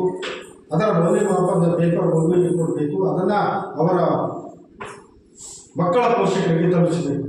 ಮಗು ಯಾವ ಹಂತದಲ್ಲಿದೆ, ಇನ್ನೂ ಆ ಮಗುವನ್ನು ಕಲಿಕೆಯಲ್ಲಿ ಹೇಗೆ ಸಜ್ಜುಗೊಳಿಸಬೇಕು ಅಂತಕ್ಕಂಥದ್ದನ್ನು ಪೋಷಕರಿಗೆ ತಿಳಿಸಬೇಕಾಗ್ತದೆ ಶಿಕ್ಷಕರು. ಆ ರೀತಿಯಾಗಿರ್ತಕ್ಕಂಥ ಎಲ್ಲ ರೀತಿಯಾಗಿರ್ತಕ್ಕಂಥ ಕಾರ್ಯಕ್ರಮಗಳು ನಡೀತವೆ ಅಂತಕ್ಕಂಥದ್ದನ್ನು ನಾವು ಶಿಕ್ಷಕರನ್ನು ವಿಚಾರ ಮಾಡಿದಾಗ ಅಲ್ಲಿ ಅನೇಕ ದಾಖಲಾತಿಗಳು ಇರ್ತದೆ. ಅದನ್ನು ನಾವು ನೋಡಿದಾಗ ಅದನ್ನು ಆ ರೀತಿ ಮಾಡ್ತೇವೆ ಅಂತಕ್ಕಂಥದ್ದನ್ನು ಮಾಡಿದ್ವಿ. ಆಮೇಲೆ ವರ್ಷದಲ್ಲಿ ಪೋಷಕರ ಸಭೆಯನ್ನು ಕರೆಯಬೇಕು. ಒಂದು ಕನಿಷ್ಠ 12 ಸಭೆಗಳು ಮಾಡಬೇಕಾಗ್ತದೆ. ಮಾಡಿ ಮಗುವಿನ ಸಾಮರ್ಥ್ಯವನ್ನು ತಿಳಿಸಬೇಕು. ಇಲ್ಲಿ ಕೇವಲ 2 ಸಭೆಗಳು ಮಾತ್ರ ಆಗಿರ್ತಕ್ಕಂಥದ್ದು ನಡಾವಳಿ ದಾಖಲಾಗಿದೆ. ಕೇವಲ 2 ಸಭೆ, ವರ್ಷಕ್ಕೆ 12 ಸಭೆಗಳನ್ನು ಮಾಡಬೇಕು. ಮಗುವಿನ ಎಲ್ಲ ಸಾಮರ್ಥ್ಯವನ್ನು ಪೋಷಕರಿಗೆ ತಿಳಿಸಬೇಕಾಗ್ತದೆ.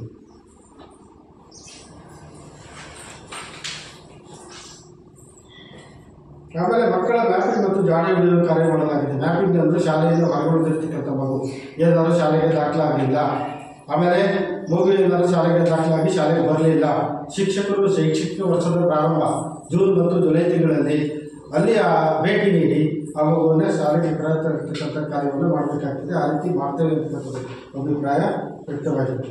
ಆಮೇಲೆ ಶಾಲೆಯನ್ನು ಇತರೆ ಉದ್ದೇಶಗಳಿಗಾಗಿ ಬಳಸಲಾಗುತ್ತಿದೆಯೇ? ಶಾಲೆಯನ್ನು ಯಾವುದೇ ಉದ್ದೇಶಗಳಿಗೆ ಬಳಸುವ ಹಾಗಿಲ್ಲ. ಇದು ಕಡ್ಡಾಯವಿಲ್ಲ. ಯಾವುದೇ ರಾಜಕೀಯ, ಯಾವುದೇ ಸಾಮಾಜಿಕ, ಯಾವುದೇ ಇತರ ಚಟುವಟಿಕೆಗಳಲ್ಲಿ, ಯಾವುದೇ ಧಾರ್ಮಿಕ ಚಟುವಟಿಕೆಗಳಲ್ಲಿ, ಯಾವುದೇ ರೀತಿಯಾಗಿರ್ತಕ್ಕಂಥ ಉದ್ದೇಶಗಳಿಗಾಗಿ ಶಾಲೆಯನ್ನು ಬಳಸುವ ಹಾಗಿಲ್ಲ. ಇದು ಕಡ್ಡಾಯವಾಗಿರ್ತಕ್ಕಂಥ ನಿಯಮ. ನಾವು ಇಲ್ಲಿ ನೋಡಿದಾಗ ನಾವು ಶಾಲೆಯಲ್ಲಿ ಯಾವುದೇ ಉದ್ದೇಶಗಳನ್ನು ಬಳಸ್ತಾ ಇಲ್ಲ ಅಂತಕ್ಕಂಥದ್ದು ಹೇಳಿಕೆ ವ್ಯಕ್ತವಾಯಿತು. ಆಮೇಲೆ ಯಾವುದೇ ಶುಲ್ಕವನ್ನು ಪಡೆಯಲಾಗ್ತದೆಯೇ? ಉಚಿತ ಮತ್ತು ಕಡ್ಡಾಯ ಶಿಕ್ಷಣ ಯಾವುದೇ ಶುಲ್ಕವನ್ನು ಪಡೆಯಲಾಗ್ತಿಲ್ಲ ಅಂತಕ್ಕಂಥ ಅಭಿಪ್ರಾಯ ವ್ಯಕ್ತವಾಯಿತು.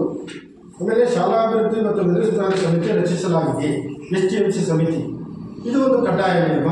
STMC ಸಮಿತಿಯನ್ನು ರಚನೆ ಮಾಡಬೇಕು. STMC ಸಮಿತಿಯು ಅನೇಕ ಜವಾಬ್ದಾರಿಗಳನ್ನು ಹೊಂದಿದೆ. ಶಾಲೆಯ ಎಲ್ಲ ಶೈಕ್ಷಣಿಕ ಮತ್ತು ಭೌತಿಕವಾದ ಪ್ರಗತಿಯ ಬಗ್ಗೆ ಅದಕ್ಕೂ ಸಾಕಷ್ಟು ಅವಕಾಶವನ್ನು ಸರ್ಕಾರ ಮಾಡಿಕೊಟ್ಟಿದೆ. ಆಗಾಗ ಶಾಲೆಯ ಕಡೆ ಗಮನ ಹರಿಸಬೇಕು. ಅದು ಎಲ್ಲ ಪ್ರಗತಿಯ ಬಗ್ಗೆ ಅದು ಪರಿಶೀಲನೆ ಮಾಡ್ತಕ್ಕಂಥ ಒಂದು ಅವಕಾಶವನ್ನು ಸರ್ಕಾರ ಕೊಟ್ಟಿದೆ. ನಾವು ನೋಡಿದಾಗ ಇಲ್ಲಿ STMC ಸಮಿತಿ ಇದೆ. ಶಾಲೆಯಿಂದ ಪ್ರಗತಿ ಬಗ್ಗೆ ಸ್ವಲ್ಪ ಪರಿಶೀಲನೆ ನಡೆಸ್ತದೆ ಅಂತಕ್ಕಂಥದ್ದು ಅಭಿಪ್ರಾಯ ವ್ಯಕ್ತವಾಗಿದೆ. ಆಮೇಲೆ ಪ್ರತಿ ತಿಂಗಳು STMC ಸಭೆಗಳು ನಡೆಯುತ್ತವೆ. 12 ತಿಂಗಳು, ಶೈಕ್ಷಣಿಕ ವರ್ಷ 10 ತಿಂಗಳು, ಒಟ್ಟು 12 ಸಭೆಗಳನ್ನು ಮಾಡಬೇಕು STMC ಸಭೆಗಳು. ಆ STMC ಸಭೆಗಳಲ್ಲಿ ಎಲ್ಲ ಚರ್ಚೆ ಆಗಬೇಕು. ಮಕ್ಕಳ ಶೈಕ್ಷಣಿಕ ಅಭಿವೃದ್ಧಿ ಹೇಗಾಗ್ತಾ ಇದೆ, ಗುಣಮಟ್ಟ ಹೇಗಾಗ್ತಾ ಇದೆ, ಆಮೇಲೆ ಶಾಲೆಯ ಭೌತಿಕವಾಗಿರ್ತಕ್ಕಂಥ ಎಲ್ಲ ಪ್ರಗತಿ ಹೇಗಾಗ್ತದೆ ಅಂತಕ್ಕಂಥದ್ದನ್ನು ಚರ್ಚೆ ಮಾಡಬೇಕಿರ್ತದೆ. ನಡವಳಿಕೆಯನ್ನು ದಾಖಲಿಸಬೇಕಿರ್ತದೆ ಶಾಲೆ.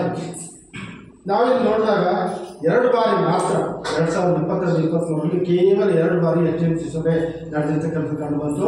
ಆಮೇಲೆ 2 ಬಾರಿ ನಡಾವಳಿ ಆಗಿರ್ತಕ್ಕಂಥ ಕಂಡು ಬಂತು. ಈ ರೀತಿ ಮಾಡಲಿಕ್ಕೆ ಅವಕಾಶ ಇಲ್ಲ. 12 ಬಾರಿ STMC ಸಭೆಗಳನ್ನು ನಡೆಸಬೇಕು.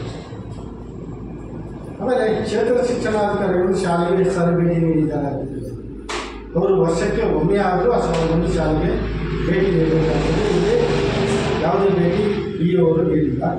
ಆಮೇಲೆ ಕ್ಷೇತ್ರ ಸಮನ್ವಯಾಧಿಕಾರಿಗಳು ಅವರು 3 ಬಾರಿ ಭೇಟಿ ನೀಡಿದ್ದಾರೆ. ಆಮೇಲೆ ಕ್ಲಸ್ಟರ್ ಸಂಪನ್ಮೂಲ ವ್ಯಕ್ತಿಯು ಕಳೆದ 12 ತಿಂಗಳಲ್ಲಿ ಶಾಲೆಗೆ ಎಷ್ಟು ಬಾರಿ ಭೇಟಿ ನೀಡಿದ್ದಾರೆ? CRP ಅವರು ಕನಿಷ್ಠ ಪಕ್ಷ 10 ತಿಂಗಳ ಶೈಕ್ಷಣಿಕ ವರ್ಷದಲ್ಲಿ 12 ಬಾರಿ ಭೇಟಿ ನೀಡಬೇಕಾಗ್ತದೆ ಅವರು ಶಾಲೆಗೆ. ಅವರು ಇಲಾಖೆ ಮತ್ತು ಶಿಕ್ಷಕರ ನಡುವೆ ಕೊಂಡಿ ಇದ್ದಾರೆ. ಇಲಾಖಾ ಮಾಹಿತಿಗಳನ್ನು ಶಿಕ್ಷಕರಿಗೆ ತಲುಪಿಸ್ತಕ್ಕಂಥದ್ದು. ಇಲ್ಲಿ ಶಾಲೆಯಲ್ಲಿ ಇರ್ತಕ್ಕಂಥ ಎಲ್ಲ ಶೈಕ್ಷಣಿಕ ಪ್ರಗತಿಗಳಂದರೆ ಇಲಾಖೆಗೆ ತಲುಪಿಸ್ತಕ್ಕಂಥದ್ದು. ಅವರು ಕೊಂಡಿಯಾಗಿ ಕೆಲಸ ಮಾಡ್ತಾರೆ. ಹಾಗಾಗಿ ಅವರು ಪ್ರತಿ ತಿಂಗಳು ಶಾಲೆಗೆ ಭೇಟಿ ನೀಡಬೇಕು, ಅಲ್ಲಿ ದಾಖಲಾತಿಗಳನ್ನು ನಿರ್ವಹಣೆ ಮಾಡಬೇಕು. ಎಲ್ಲ ಶೈಕ್ಷಣಿಕ ಪ್ರಗತಿಯನ್ನು ಅವರು ಪರಿಶೀಲನೆ ಮಾಡಬೇಕಾಗ್ತದೆ. ಅದರ ದಾಖಲಾತಿಗಳನ್ನು ಅಲ್ಲಿ ನಿರ್ವಹಣೆ ಮಾಡಬೇಕಾಗ್ತದೆ. ನಾವು ಇಲ್ಲಿ ನೋಡಿದಾಗ CRP ಕೇವಲ 4 ಬಾರಿ ಭೇಟಿ ನೀಡಿರ್ತಕ್ಕಂಥದ್ದು ನಮಗೆ ಕಂಡುಬರುತ್ತೆ.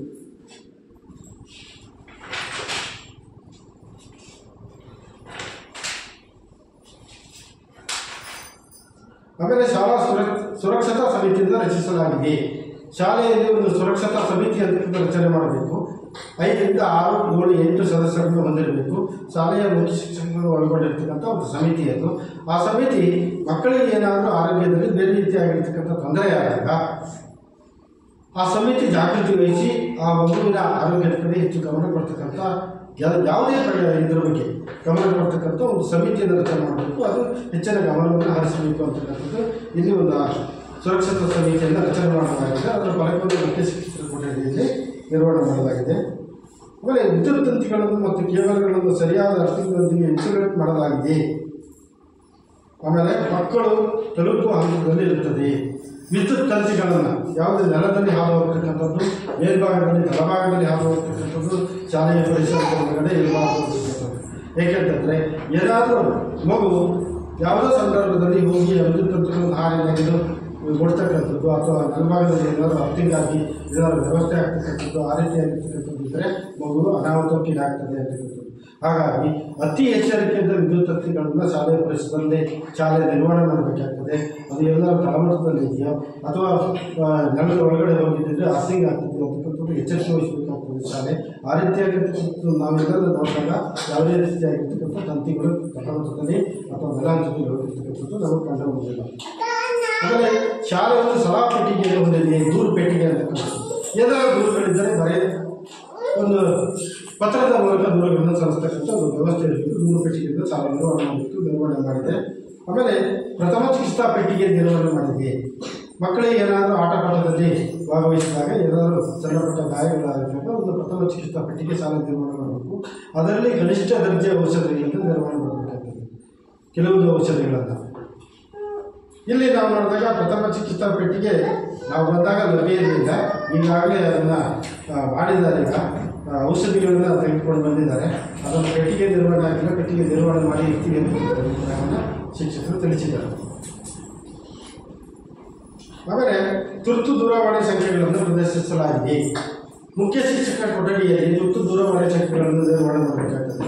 ಆರೋಗ್ಯಕ್ಕೆ ಸಂಬಂಧಪಟ್ಟಿರ್ತಕ್ಕಂಥ ಮಕ್ಕಳ ದೂರವಾಣಿ, ಮಹಿಳಾ ದೂರವಾಣಿ, ಪೊಲೀಸ್ ದೂರವಾಣಿ, ಹೀಗೆ ಬೆಂಕಿ ಅನಾಹುತವನ್ನು ಆಗ್ತಕ್ಕಂಥ ಅದಕ್ಕೆ ಸಂಬಂಧಪಟ್ಟಿರ್ತಕ್ಕಂಥ ದೂರವಾಣಿ, ಹೀಗೆ ಅನೇಕ ದೂರವಾಣಿಗಳನ್ನು ಅಲ್ಲಿ ಯಾವುದೇ ಆ ಇಲಾಖೆಗೆ ಸಂಬಂಧಪಟ್ಟಿರ್ತಕ್ಕಂಥ ಮುಖ್ಯಸ್ಥರ ಎಲ್ಲ ದೂರವಾಣಿಗಳನ್ನು ಮುಖ್ಯ ಶಿಕ್ಷಕರ ಕೊಠಡಿಯಲ್ಲಿ ನಿರ್ವಹಣೆ ಮಾಡಬೇಕಾಗ್ತದೆ.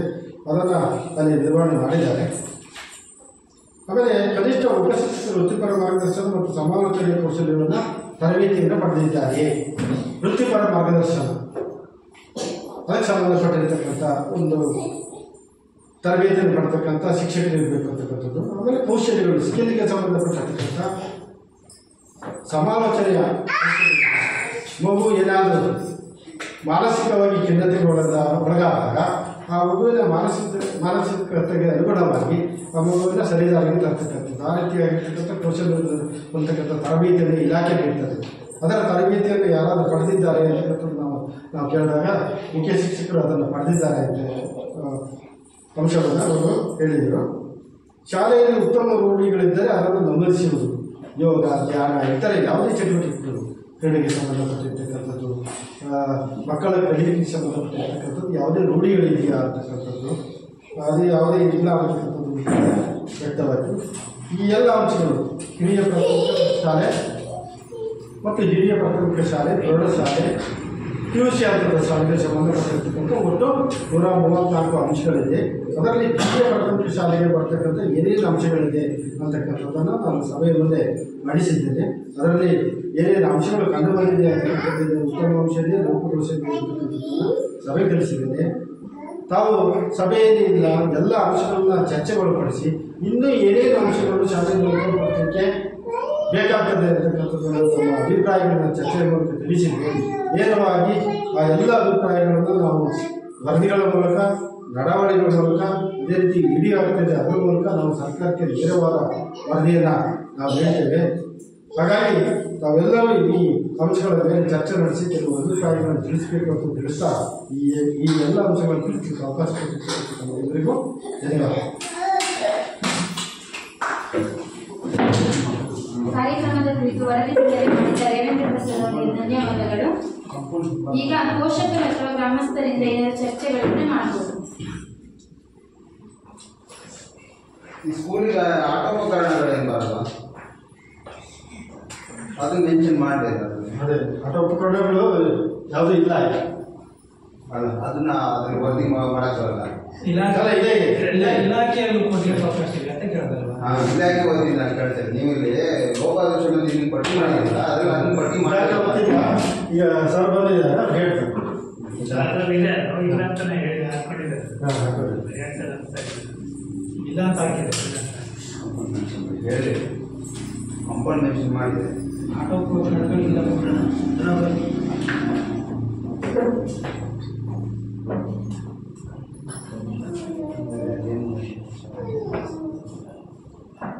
ಬೇರೆ ಏನಾದ್ರು ಇದೆಯಾ ಚರ್ಚೆ?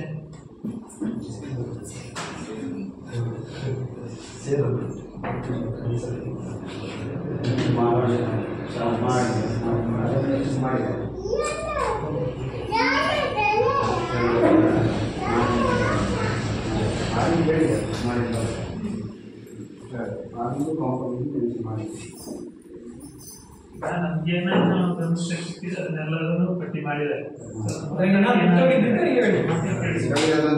ಒಂದೇ ಮತ್ತೆ ಮಾಡು ಮತ್ತೆ ಕಾಂಪೌಂಡ್ ಮಾಡಿದೆ, ಮೇನ್ ಅದೇ ಆಗ್ಬೇಕಾಗಿತ್ತು. ಮತ್ತೆ ಅದಕ್ಕೆ ಡಿಸ್ಟೆನ್ಸ್ ಇದೆ ಎಷ್ಟು ಅಂತ ಅಂದರೆ ಒಂದೇ 1 ಕಿಲೋಮೀಟರ್ ವ್ಯಾಪ್ತಿಯಲ್ಲಿ FPS ಸ್ಕೂಲ್ ಇರ್ಬೇಕಂತಿದೆ.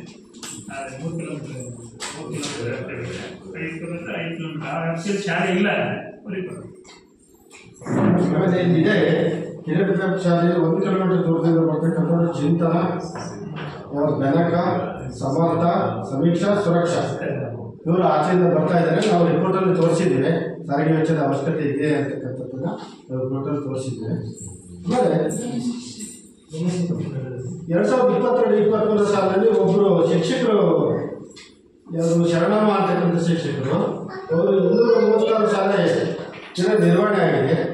216 ದಿನಗಳು ಮಾತ್ರ ಶಾಲೆಗೆ ಬಂದಿದ್ದಾರೆ. ಅವರು CL ಅನ್ನು ತೋರಿಸ್ಕೊಂಡಿದ್ದಾರೆ. 9 ದಿನ ಯಾವುದೇ ಹಾಜರಾತಿಯಲ್ಲಿ ನಿರ್ವಹಣೆ ಮಾಡಿಲ್ಲ. ಯಾವುದೇ ಹಾಜರಾತಿಯಿಂದ ಶಾಲೆಯ ಹಾಜರಾತಿಯಲ್ಲಿ ನಿರ್ವಹಣೆ ಮಾಡಿದ್ದಾರೆ. ಹಾಗೆ ಬಿಟ್ಟಿದ್ದಾರೆ ಕಾರ್ಮಿಕರು. ಮತ್ತೆ ಮಕ್ಕಳ ಸಂಖ್ಯೆ 8 9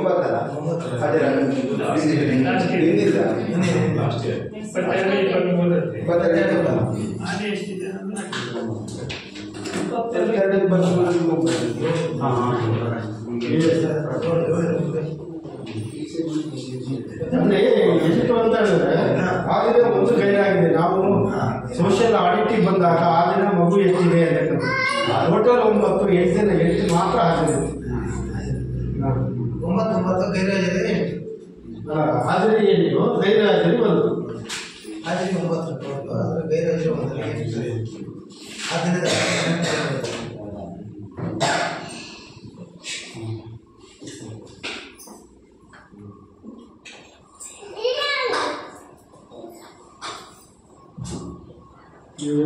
ಯಾವುದು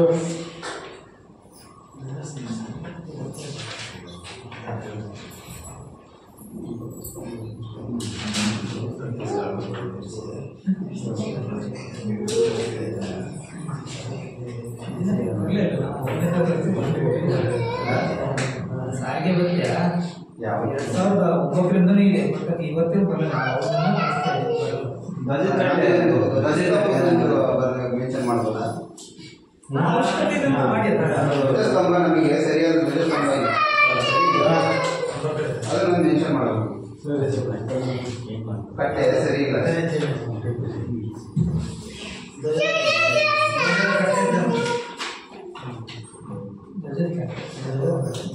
ಸ್ವಲ್ಪ ಅಗ್ರ ಮಾಡಿ ಸರಿ ಇಲ್ಲ.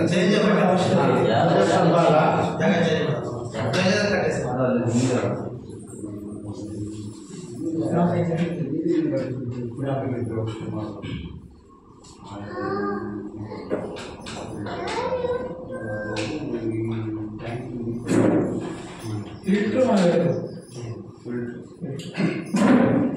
ಶುದ್ಧ ಕುಡಿಯೋದ್ರಿಂದ ಘಟಕದ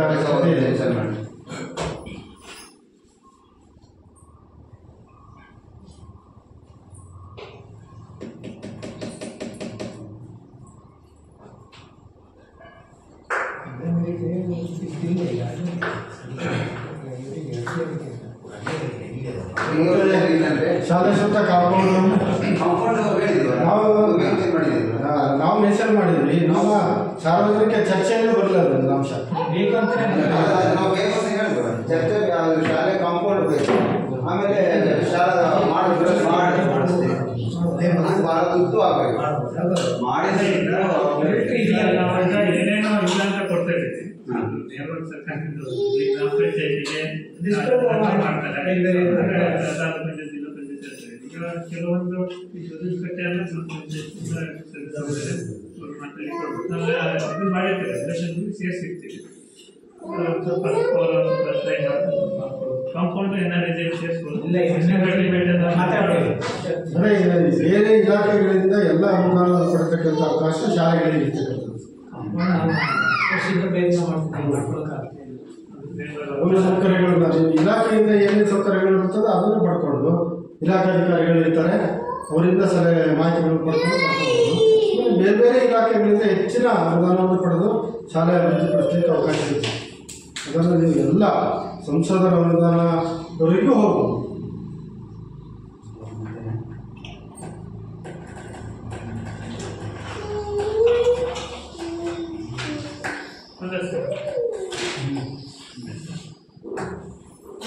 ಸಮೂಹ ಸಂಪನ್ಮೂಲ ಶಿಕ್ಷಕರಾದ ನಾಗರಾಜ್ ಸರ್ ಅವರು ಈ ಸಭೆಯ ಕುರಿತು ತಮ್ಮ ಅಭಿಪ್ರಾಯವನ್ನು ತಿಳಿಸಬೇಕಂತ ಹೇಳಿ ವಿನಂತಿಸುತ್ತೇನೆ. ವೇದಿಕೆ ಮೇಲಿರುವ ಈ ಶಾಲೆಯ ಎಸ್ಡಿಎಂಸಿ ಅಧ್ಯಕ್ಷರೇ, ಹಾಗೆ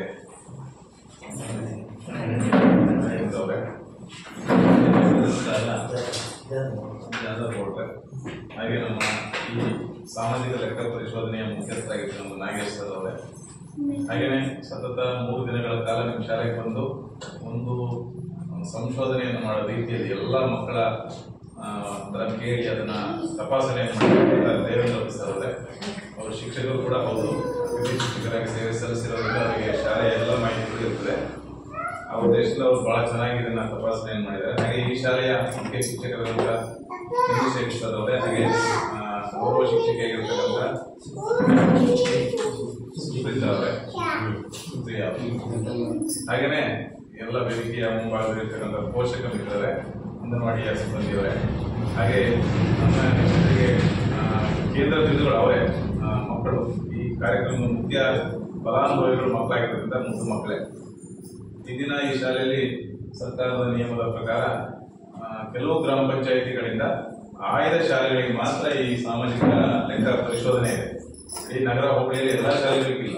ಮೊನ್ನೆ ಬೈಸೆ ಶಾಲೆಯಲ್ಲಾಯಿತು, ಅದಕ್ಕಿಂತ ಹಿಂದೆ ಹೆಂಡೆಗದ್ದೆ ಆಗಿದೆ. ಅದು ಬಿಟ್ಟರೆ ಇದು 3ನೇಯ ಗ್ರಾಮ ಸಭೆ ಈ ಸೋಷಿಯಲ್ ಆಗಿದೆ. ಈ 3 ಶಾಲೆಗಳಲ್ಲಿ ನಿಮ್ಮ ಶಾಲೆ ಆಯ್ಕೆ ಆಗಿರೋದು ಒಂದು ಸಂತೋಷದ ವಿಚಾರ. ಇದು ಆಯ್ಕೆ ಆಗಿರೋದು ಸರ್ಕಾರದ ಗಮನಕ್ಕೆ ಹೋಗ್ತದೆ. ಈಗ ಏನೇನು ಚರ್ಚೆ ಆಗಿದೆ ಎಲ್ಲ ವಿಷಯಗಳು, ಅದು ಆಯಾ ಇಲಾಖೆ ಹಂತದಲ್ಲಿ ಅದು ಮುಂದಿನ ದಿನಗಳಲ್ಲಿ ಈ ಶಾಲೆಗೆಲ್ಲ ಸೌಲಭ್ಯಗಳನ್ನು ಕೊಡಲಿಕ್ಕೆ ಒಂದು ಕ್ರಿಯಾ ಯೋಜನೆ ರೀತಿಯಲ್ಲಿ ಇರ್ತದೆ ಅಂತ ನಾನು ಭಾವಿಸ್ತಾ ಇದ್ದೇನೆ. ನಾನು ಈ ಸೆಂಟರ್ಗೆ CRP ಆಗಿ ಬಂದು 2 ತಿಂಗಳಾಗಿದೆ. 2 ತಿಂಗಳಲ್ಲಿ 2 ಸಾರಿ ಬಂದು ಹೋಗಿದ್ದೀನಿ. ಅದು ಈ ಹಿಂದಿನ ಕಳೆದ ಸಾಲಿನ CRPಗಳ ಒಂದು ಮತ್ತೆ DO ಮತ್ತೆ ECOಗಳ ರಿಪೋರ್ಟ್ ಆಗಿರುತ್ತೆ. ನಿಮ್ಗೆ ಮುಂದೆ ಅವ್ರು ಹೇಳಿರುವಂತದ್ದು ಎಲ್ಲದೂ ಕೂಡ ಕಳೆದ ವರ್ಷದ ಪ್ರಗತಿ ಆಗಿರ್ತದೆ. ಸಾರಿಗೆ ಭತ್ಯೆ ಅದು ಇರ್ತದೆ. ಮತ್ತೆ ಈ ವರ್ಷದ್ದು ಆ್ಯಡ್ ಮಾಡ್ಕೊಂಡಿರ್ತಾರೆ.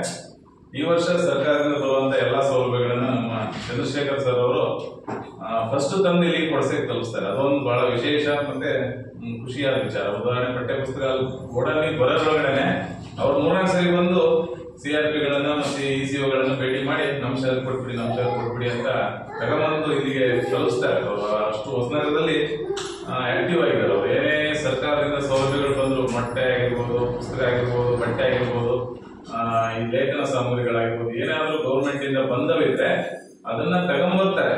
ತಗೊಂಬಂದು ಅಲ್ಲಿಂದ ಪಡ್ಕೊಳ್ತಾರೆ, ತಗೊಂಬಂದು ಇಲ್ಲಿ ತಲುಪಿಸುವಂತ ಕೆಲಸವನ್ನು ಅವರು ಆಕ್ಟಿವ್ ಆಗಿ ಮಾಡ್ತಾ ಇದ್ದಾರೆ.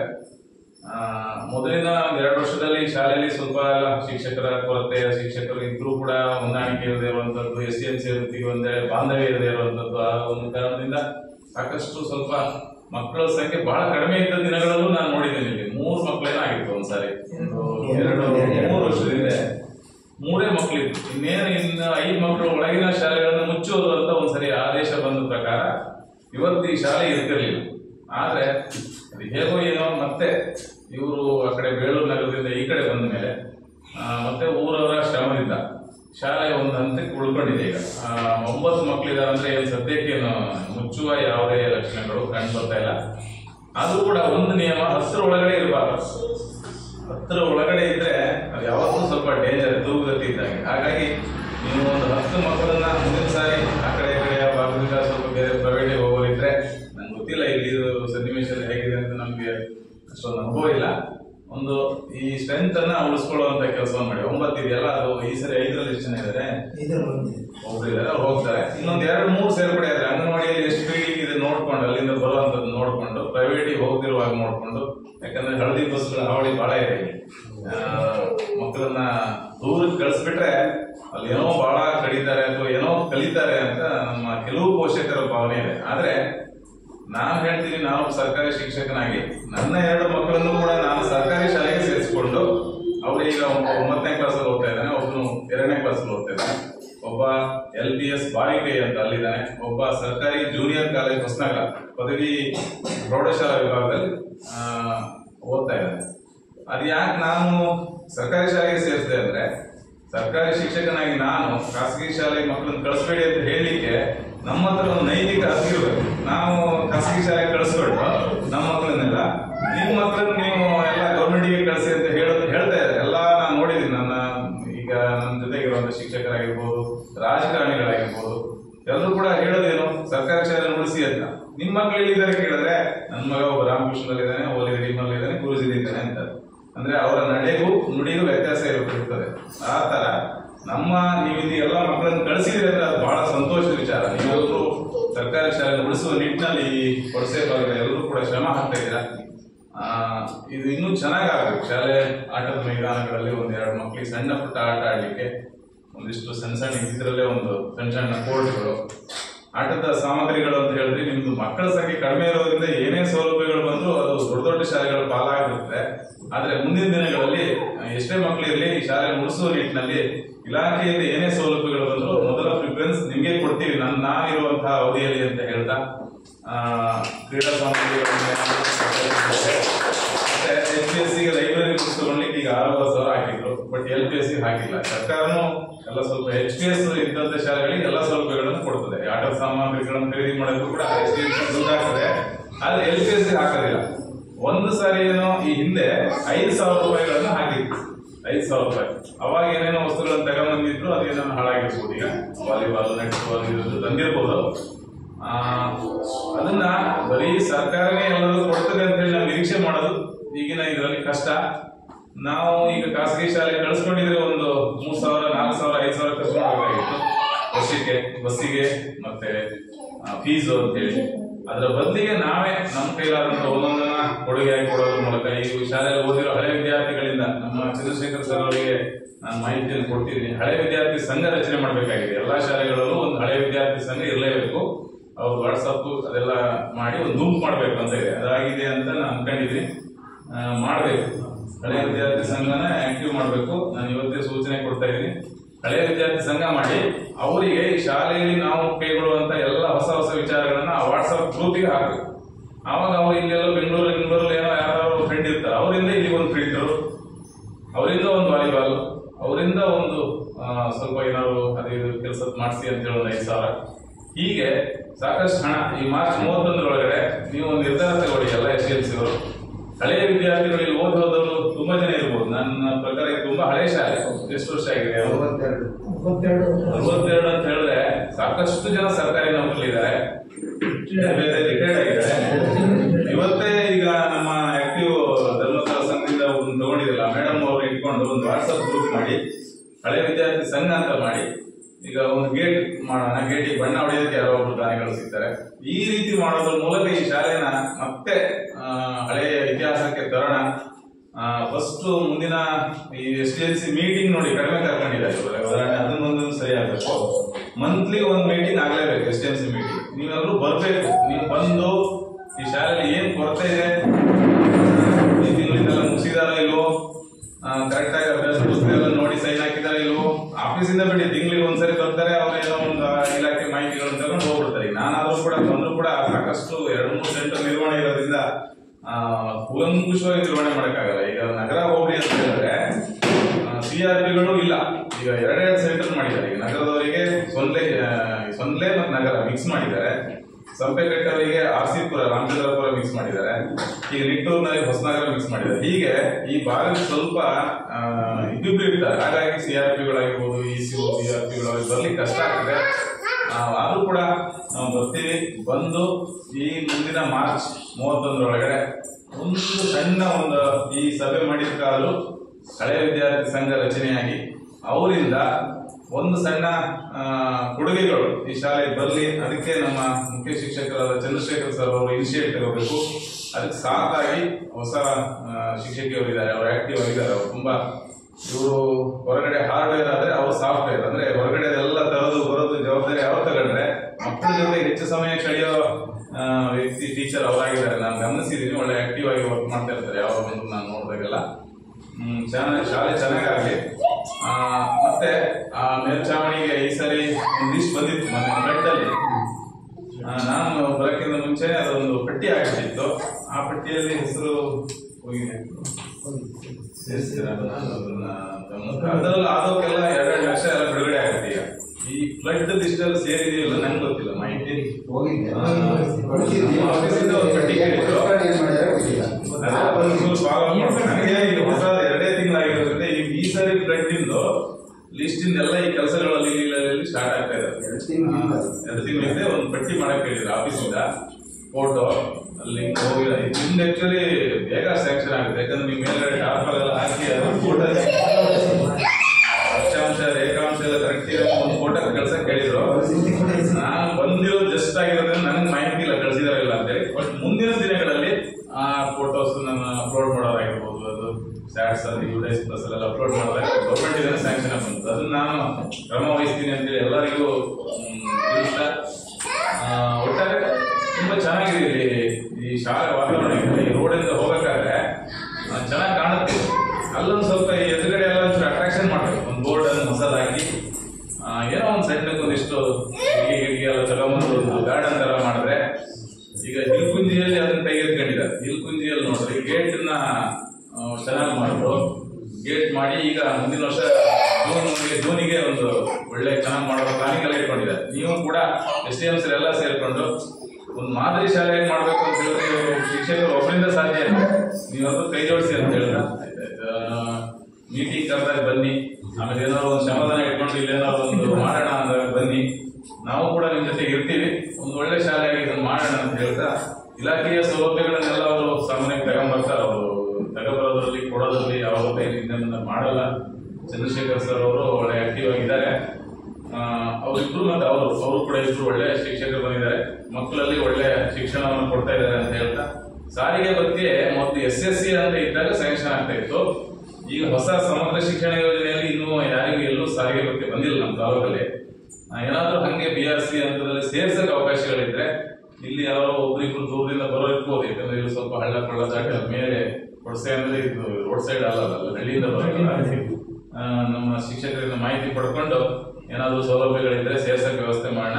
ಆಮೇಲೆ ಸ್ಕಾಲರ್ಶಿಪ್ ಕೂಡ ಒಂದು 2 ವರ್ಷದಿಂದ ಬರ್ತಾ ಇಲ್ಲ ಯಾವ ಮಕ್ಕಳಿಗೆ. ಹಿಂದೆಲ್ಲ ಬರ್ತಾ ಇತ್ತು. ಅದನ್ನೊಂಚೂರು ಚಂದ್ರಶೇಖರ್ ಸರ್ ಅವರ ನೇತೃತ್ವದಲ್ಲಿ ಬರಲಿಲ್ಲ.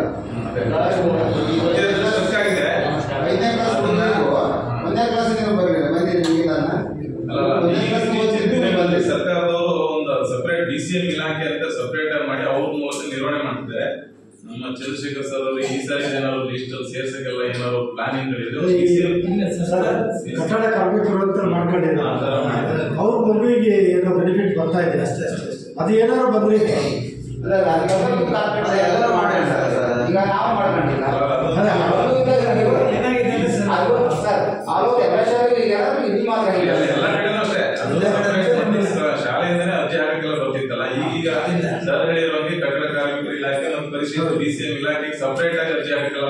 ಆಗಿದ್ದರಿಂದ ಶಾಲೆಯಲ್ಲಿ ಶಿಕ್ಷಕರು ಆನ್ಲೈನ್ ಅಲ್ಲೇ ಮಾಡಿದ್ದಾರೆ ಎಲ್ಲ.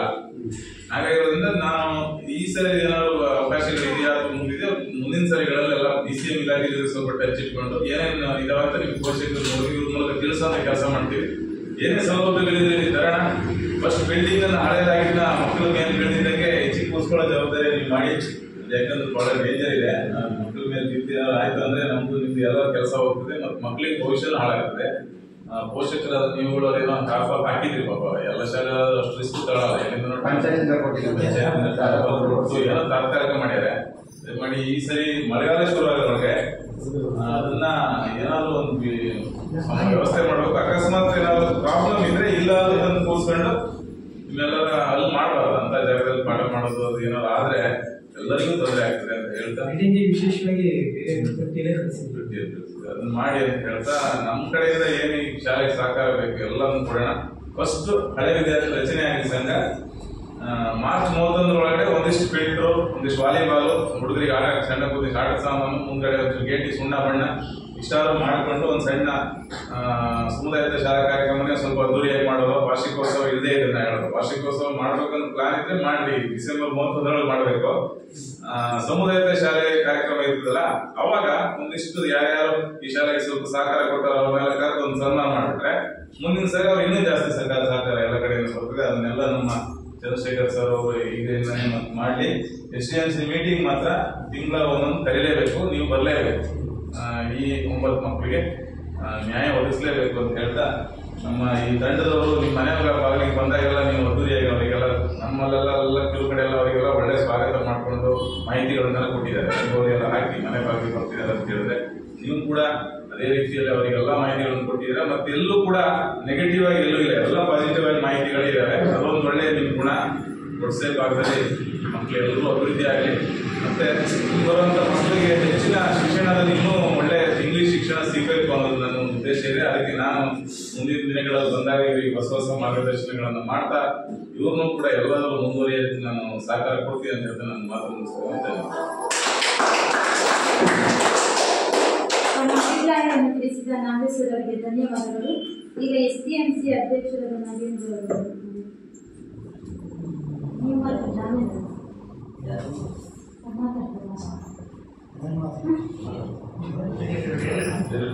SDMC ಸದಸ್ಯರಾದಂತಹ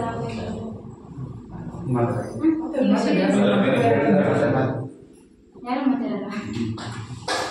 ಈಗ ಗ್ರಾಮ ಪಂಚಾಯಿತಿಯ ಸದಸ್ಯರಾದ ಜಾಧವ್ ಗೌಡ್ ಅವರು ಮಾತಾಡಬೇಕಾಗ್ತದೆ. ವೇದಿಕೆ ಮೇಲೆ ಇರ್ತಕ್ಕಂಥ ನಮ್ಮ ವಸತಿ ಶಾಲೆಯ SDMC ಅಧ್ಯಕ್ಷರಾದ ನಾಗೇಂದ್ರ ಅವರೇ ಹಾಗೂ ಈ ಒಂದು ಸಾಮಾಜಿಕ ಪರಿಶೋಧನಾ ಕಾರ್ಯದಲ್ಲಿ ಇಲಾಖೆಯ ಎಲ್ಲ ಅಧಿಕಾರಿ ವರ್ಗಗಳಿಗೆ ಮುಖ್ಯ ಶಿಕ್ಷಕಿಯವರೇ ಪೋಷಕರೇ, ಈ ಒಂದು ಸಭೆಯ ಕೇಂದ್ರ ಬಿಂದು ಪ್ರಾಣಿ ಮಕ್ಕಳೇ. ಈ ಸಾಮಾಜಿಕ ಲೆಕ್ಕ ಪರಿಶೋಧನೆ ನಮಗೂ ಇದು ಹೊಸ್ತು ಅನ್ಸು ಶಾಲೆಯಲ್ಲಿ ಅಂತ ಹೇಳಿದ್ರೆ ಇದು ನಮಗೆ ಹೊಸ್ತಲ್ಲ. ಗ್ರಾಮ ಪಂಚಾಯತಿಯಲ್ಲಿ ಇದು 1909ರಿಂದ ಪ್ರಾರಂಭ ಆಗಿತ್ತು. ಯಾವುದು ಗ್ರಾಮೀಣ ಉದ್ಯೋಗ ಖಾತ್ರಿ ಯೋಜನೆ ಪ್ರಾರಂಭದಲ್ಲಿಂದಲೂ ಸಾಮಾಜಿಕ ಲೆಕ್ಕ ಪರಿಶೋಧನೆ ತಂಡಗಳು ಮಾಡ್ಕೊಂಡು ಬರ್ತಾನೆ ಇದ್ದಾರೆ. ಇವರು ನಮಗೆ ಹೊಸ್ತಲ್ಲ, ಸರ್ ಹೊಸ್ತಲ್ಲ ಮಾಡ್ಕೊಂಡು ಬಂದೇವೆ. ಇದರಲ್ಲಿ ಇದರ ಮುಖ್ಯ ಉದ್ದೇಶ ಈಗ ಹೇಳಿದ್ರು, ಏನು ಸರ್ಕಾರದ ಅನುದಾನಗಳು ಬರುತ್ತವೆ, ಎಲ್ಲೋ ಒಂದು ಕಡೆ ಕೆಲಸಗಳು ಆಗದೆ ಬಿಲ್ ಆಗುವಂಥದ್ದು, ಜನರಿಗೆ ಮಾಹಿತಿ ಹೇಳ್ತೇವೆ, ಕೆಲವೊಂದು ಮಾಹಿತಿಗಳನ್ನೇ ಬರೋದಿಲ್ಲ, ಕೆಲಸಗಳು ಇದಾವೆ ಅನ್ನೋದು ಮಾಹಿತಿಗಳು ಬರಲ್ಲ, ಲೋಪದೋಷಗಳು ಅವನ್ನೆಲ್ಲ ಮನಗಂಡು ಸರ್ಕಾರ ಒಂದು ಗಟ್ಟಿ ನಿರ್ಧಾರ ತಗೊಂಡು ಇಲ್ಲ ಅದಕ್ಕೋಸ್ಕರನೇ ಒಂದಿಷ್ಟು NGOಗಳನ್ನು ತಯಾರು ಮಾಡಿ ಅವರಿಗೆ ಸರ್ಕಾರ ವತಿಯಿಂದ ಒಂದು ಗೌರವಧನವನ್ನು ಕೊಟ್ಟು ಅವರಿಗೆ ಸಂಬಳ ಗೌರವಧನ ಕೊಟ್ಟು ಅದು ಎಲ್ಲದೂ ನಮ್ಮ ಗ್ರಾಮೀಣ ಪ್ರದೇಶದ ಎಲ್ಲರ ಅಭಿವೃದ್ಧಿ ಮಾಡ್ತಾ ಇರ್ತಕ್ಕ ಇದೊಂದು ಕಾರ್ಯಕ್ರಮ. ಇದರಲ್ಲಿ ಲೆಕ್ಕ ಪರಿಶೋಧನೆ ಮಾಡ್ತಕ್ಕಂಥ ದೇವೇಂದ್ರಪ್ಪ ಅವ್ರು ಹೇಳಾಗೆ ಮೊದಲು ಶಿಕ್ಷಕರಾಗಿ ಪಂಚಾಯತ್ ಸಾಮಾಜಿಕ ಲೆಕ್ಕ ಪರಿಶೋಧನೆಯಲ್ಲಿ ನಗರ ಭಾಗದಲ್ಲಿ ಕೆಲಸ ಮಾಡೋದವರು ಚೆನ್ನಾಗಿ ಮಾಡಿದ್ದಾರೆ. ಜೊತೆಗೆ ನಮ್ಮ ಪಂಚಾಯತಿ ವ್ಯಾಪ್ತಿಯಿಂದ ನಮಗೆ ಶಾಲೆಗಳಾಗೆ ಒಂದಿಷ್ಟು ಸಣ್ಣ ಪುಟ್ಟ ಅನುದಾನಗಳನ್ನು ಶಾಲೆಗಳಿಗೆ ಕೊಡ್ಬೋದು. ಪಂಚಾಯತಿಗಳಿಗೆ ಎಲ್ಲದನ್ನೂ ಪಂಚಾಯತಿಗೆ ತೋರಿಸ್ತಾರೆ.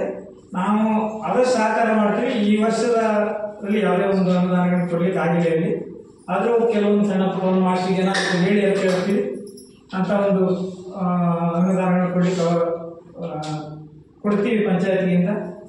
ಶಿಕ್ಷಕರು ಹೇಳಿದ್ದಾರೆ ಎಲ್ಲ ಬಿಸಿ ಕೊಠಡಿ ಹಾಳಾಗಿದೆ, ಎಲ್ಲ ಮಾಹಿತಿ ಇದ್ದಾವೆ, ಕೊಡ್ತೀವಿ. ಜೊತೆಗೆ ಶಾಲೆ ಬಿಲ್ಡಿಂಗು ಕಳೆದ ಸಾರಿ ಕೆಳಗಡೆ ಬಿಲ್ಡಿಂಗ್ ಹೋಯ್ತು 2020-21ರಲ್ಲಿ ನಮ್ಮ ಶಾಲೆಗೆ ಸರ್ಕಾರದಿಂದ ಇಮಿಡಿಯೇಟ್ ಆಗಿ ಒಂದೇ ತಿಂಗಳಲ್ಲಿ ಮಂಜೂರಾತಿ ಮಾಡಿ ಶಾಲೆ ಕೊಠಡಿಯನ್ನು ಮಾಡಿಕೊಟ್ಟಿದ್ವಿ. ನಮ್ಮ ಅದೃಷ್ಟ ನಮ್ಮ ಪ್ರೌಢಶಾಲೆಯಲ್ಲಿ ಪೋಷಕರಾಗಿರೋದು ಎಲ್ಲರ ಸಹಕಾರ ಹೇಗಿದೆ ಅಂತ ಎಲ್ಲರೂ ಕೇಂದ್ರದಿಂದಾಗಿ ಶಾಲೆಯನ್ನು ಇಟ್ಕೊಂಡಿದ್ದಾರೆ. ಕೆಲಸ ಏನೇ ಆದರೂ ಈ ಮನೆ ರೀತಿಯಲ್ಲಿ ಬಂದ್ ಮಾಡಿದ್ರೆ ಹಾಗೆ ಶಾಲೆಗಳಿಗೆ ಆಗ್ತಕ್ಕಂಥ ಕಾರ್ಯಗಳು ಎಲ್ಲವೂ ಆಗ್ತವೆ.